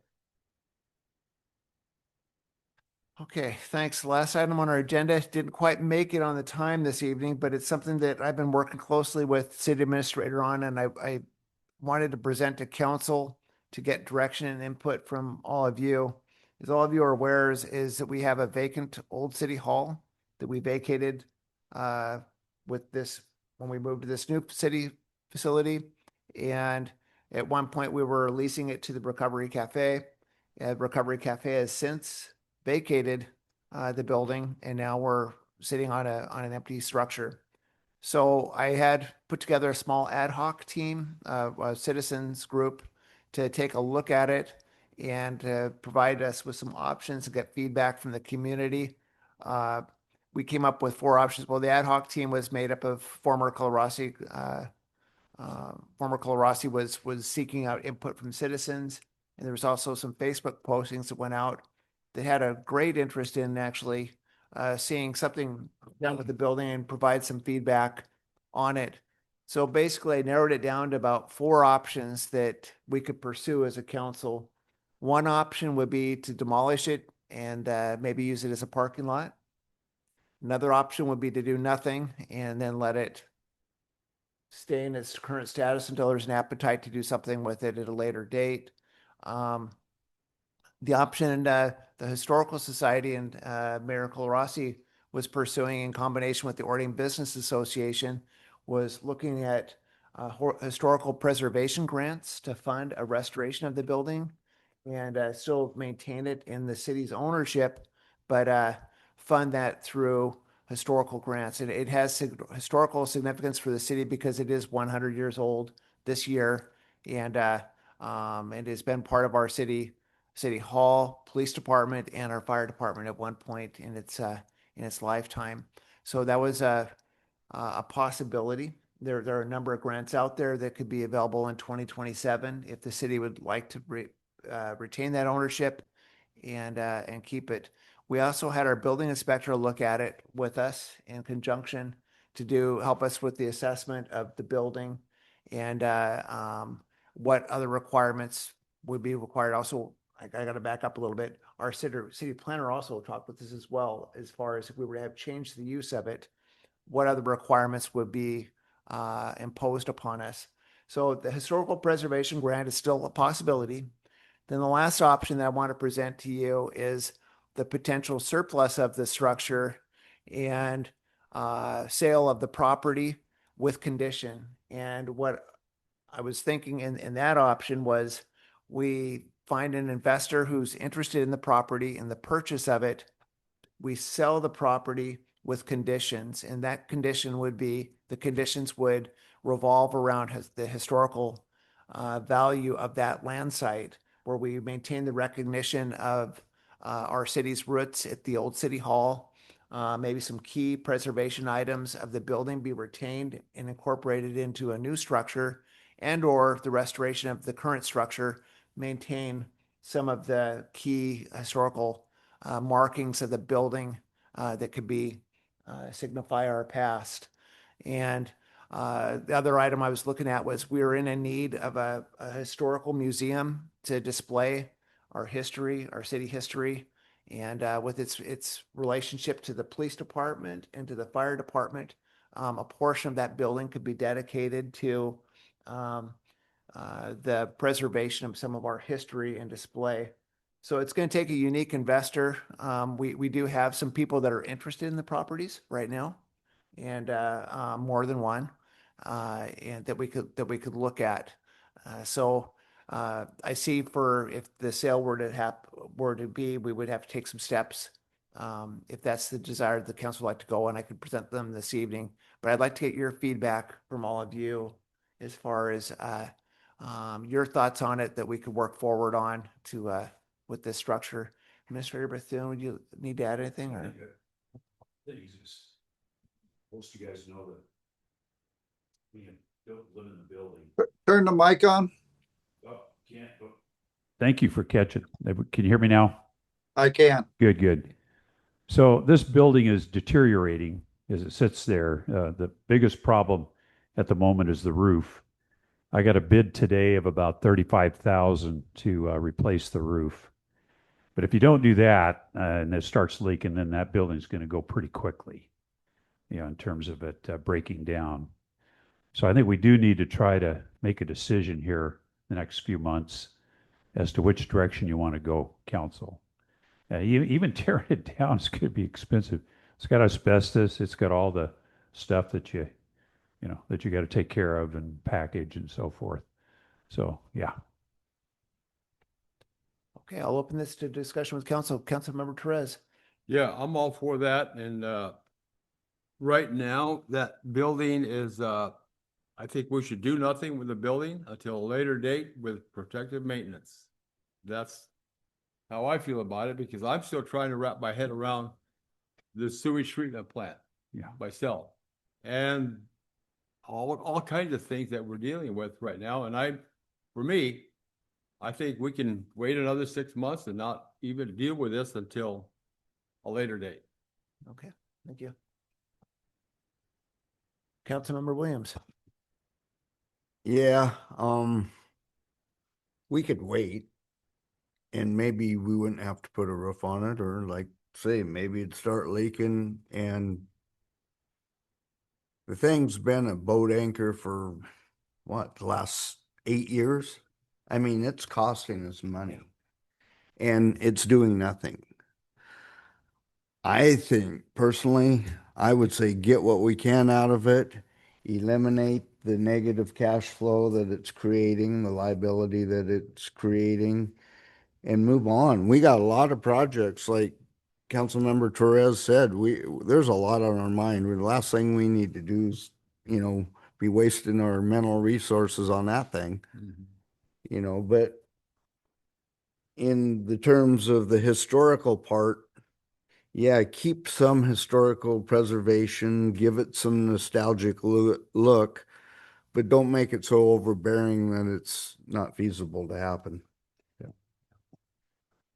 Just to clarify, the options that have been presented to me have actually been the replacement of the whole building, but to save a couple of the items from the building to put in their new structure. Yeah. Okay, council members online, Deputy Mayor Sproul. Yeah, I kind of tend to agree with Councilmember Williams. This thing, we've been talking about it for, the 3 years I've been in office, and the roof was one of the biggest things. We don't really have anybody interested in renting this thing. And if they did, I'm not sure whether the rent would pay for the upkeep.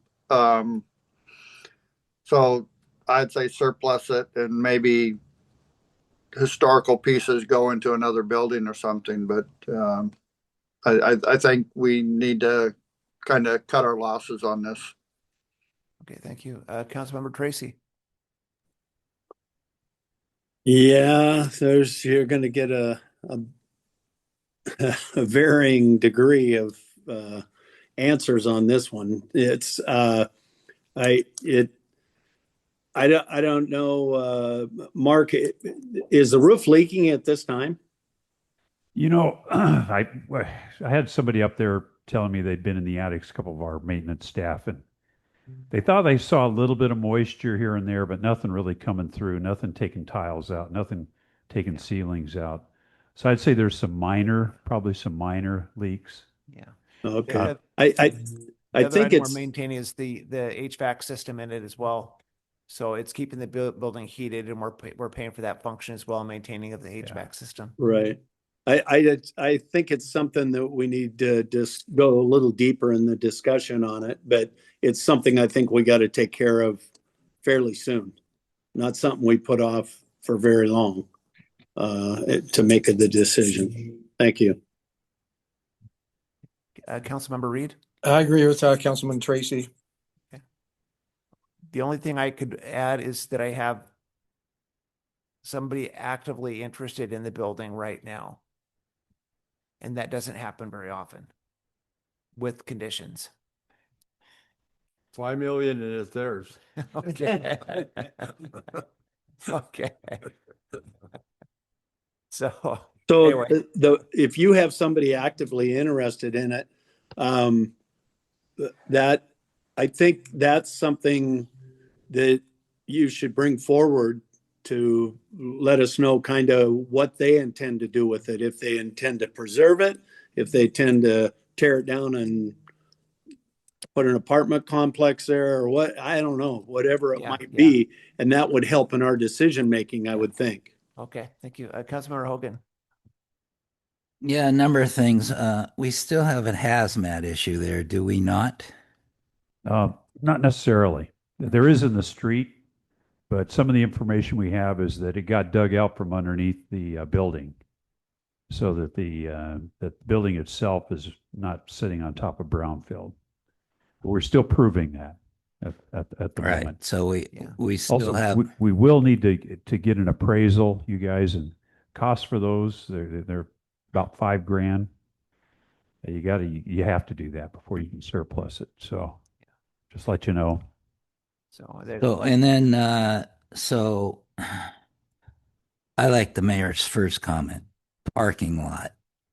Everybody wants parking, and that would solve a lot of problems. The building, what part of it is actually 100 years old? If you've been in that building, you can tell it's been added on. And if you go in the old fire station, do you realize how hard it is to get upstairs? The office is up there. I remember when Public Works was up there.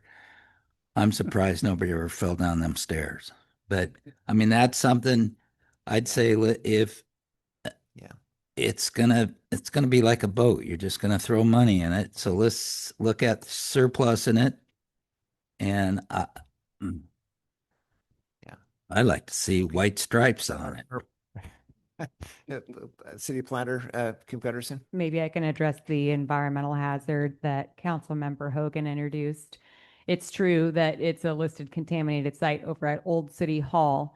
The city's already gone through enough due diligence with the Department of Ecology to understand that it is not a requirement by the Department of Ecology that redevelopment of the site would necessitate cleanup action of any sort of remnant contaminated material. We've been provided with many years worth of records of monitoring reports after cleanup action's already been taken. Honestly, that site's quite similar to New City Hall in that there was considerable mitigation that was undertaken to be able to remove a lot of the contamination, but there was never this sort of final process that you have to move through with the Department of Ecology called a no further action. And that's why we still pay for an annual permit from the Tacoma Pierce County Health Department. In this building, it's like a couple thousand at this point. I don't know what it is over at Old City Hall.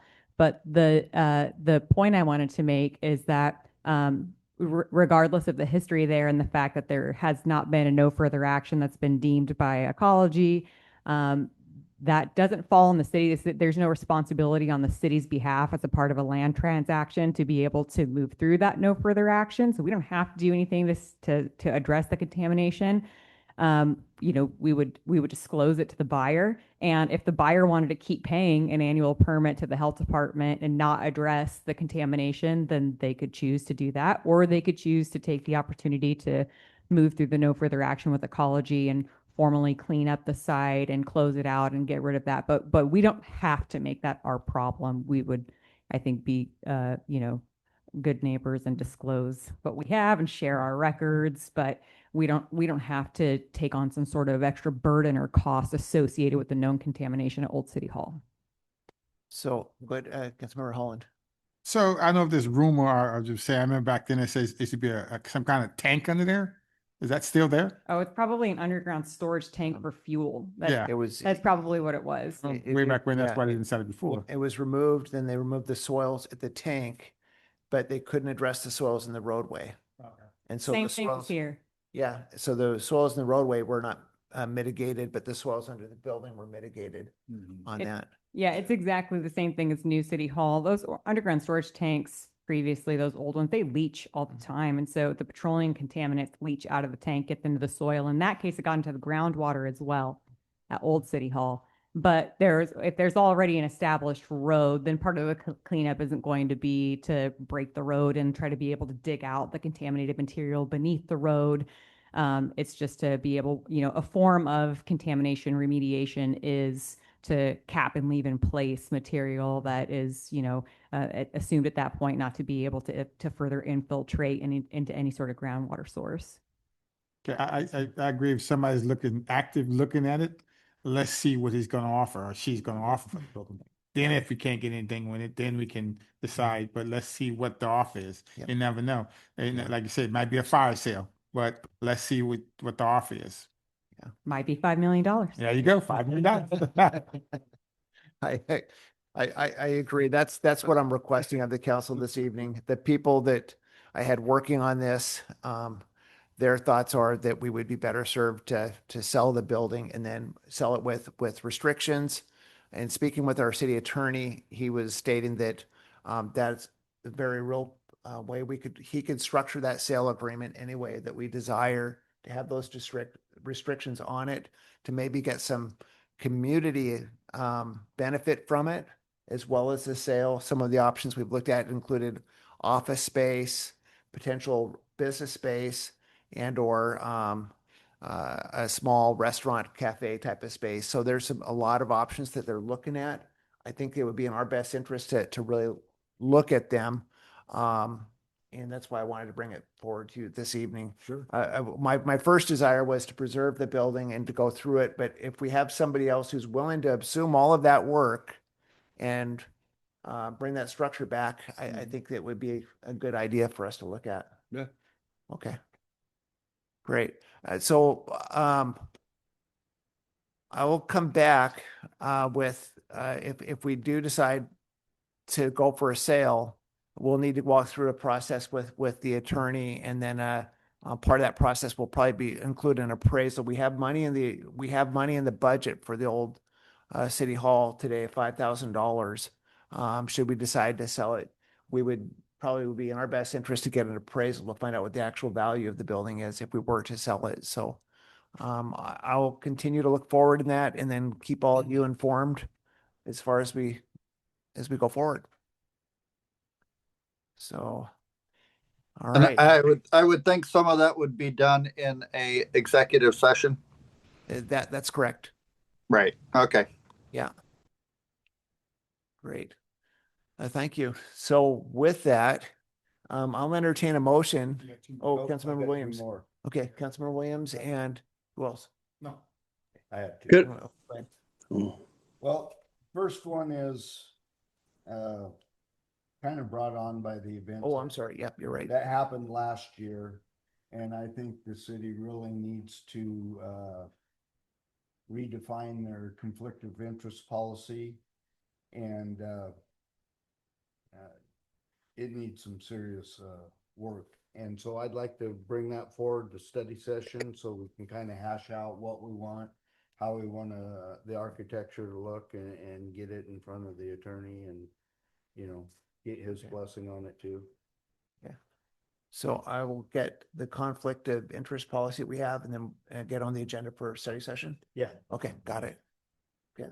And then the next one is, again, due to the events that have taken place in the last year, there's been some rumblings about conducting or having a forensic audit conducted. And I think that too needs to go to study session for debate to see if, council has the heart to, or the will to move it forward or to kill it, but let's hash it out and be done with it. Okay. Okay, and Councilmember Tracy maybe has his hand. I'll have this administrator contact you so we can get the language for it to go into the study session. Sure. Okay. Councilmember Hogan? Yeah, can you define forensic audit? Well, forensic audit can go many directions. It can go financially, fraudulently,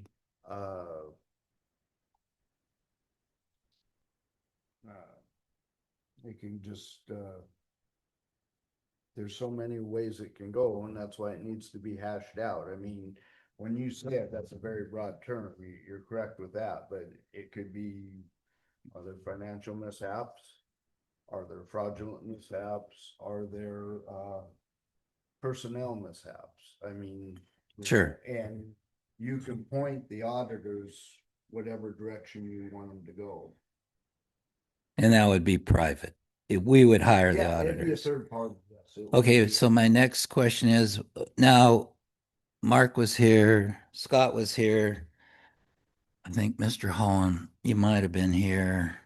When we did, just before I got on council, we did a review of the whole city. Remember that? Where you hired a consultant that came in and looked at every aspect of the city. And reorganize the committees when you were, the city was like at 12 committees. You remember that? But what was that? You know what I'm talking about? Yeah, organization developed this, what did the city need in terms of staffing, and it was a big Right. get our city. So I mean, that how would, we were managed. yeah. So, and that, it's about time we did another one of them. I feel, which is, that was, to me, that was really opened things up for everybody to see what was going on. So, that's something I like to look at. I'll look into it and see what we did. Councilmember Holland? I'm not done. Oh.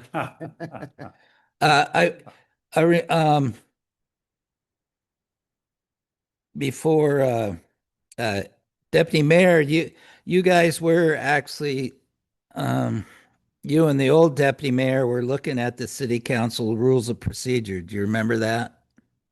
Yes. Okay, so I saw some of that, and I think we need to go back to that and finish looking at it when we get time. I think that's a critical thing. There's been stuff brought out, that directly affects our procedure. So I'd like to So not are you lose proposing that work they've done. Maybe an ad hoc committee to? look Yeah, at that? okay, I volunteer. Okay. Yeah, Okay, yes, correct. okay. So that would be a Okay. study session discussion, I Okay, think. sounds good. Thank you. Coun- That's it now. Councilmember- Great, Councilmember Okay. Holland, and I believe Councilmember Tracy had his hand up also. This is for the Yeah. Trace, hold on, this is for Tammy. Isn't the state auditor comes in and audit the books, what would they do, audit the books, what do they do? They just do a normal financial audit for us. So we have it's called an accountability audit. And they go view like some of our transactions through payables and receivables, and then look for conflicts of interest. They also look at internal controls and just to determine if we are in line with generally accepted accounting principles and government requirements for contracts and things of that sort. Okay, I'm just kind of curious, because that probably takes some, he was still bringing the third auditor to audit the auditor? Yeah, kinda. Okay, Yeah, you know, they're government, so you know, you gotta throw them aside and get somebody, you know, third party in there. And Unbiased. financially, how much would that cost to bring in somebody to audit the auditor? It really depends on who we engage. If we're engaging one of the typical audit firms that are out there, like Deloitte and Touche or Moss Adams or something of that sort, it could be upwards of $30,000 to $50,000. Thank you. Councilmember Tracy. Yes, I'd just like to say I like both those ideas, with the conflict of interest, and the forensic audit. And I was, Stanley brought up to talk with Tammy on it. I'm sure Tammy could enlighten us on exactly what a forensic audit is, but, I needed to go back. What did we do with the city hall? Did we push that off? I think I was getting kind of a head nod to continue to pursue the interest that I have in it and bring it back to council. Okay, okay. That's what I thought, but I wasn't sure. I want to make sure. Thank you. Okay. So Councilmember Williams, maybe stop by and I can connect you with the city administrator myself and we'll define what that is for the study session. Sure. Get it ready. Okay, sure. Great. All right. Thank you. Yeah, I support a audit for the previous administration for the reason that it would give you, our new mayor, a clean slate. So for that reason, I would go for a audit. All right. Thank you. Okay. Well, thank you, everyone. We're at that point now I think we have one more agenda item. Look for a motion. We gotta, No, we have one more item. We have to approve the minutes of the last. yes. Yes, thank you. Yeah, CGA and public safety. CGA and public safety. Yeah, they're approved. CGA. We're good. Okay, thank you. All right, okay. Now we can get to that magic moment. Go ahead. We adjournment. Okay. 2. And seconded by Holland? Yeah. Okay, good. All right. Thank you, everyone.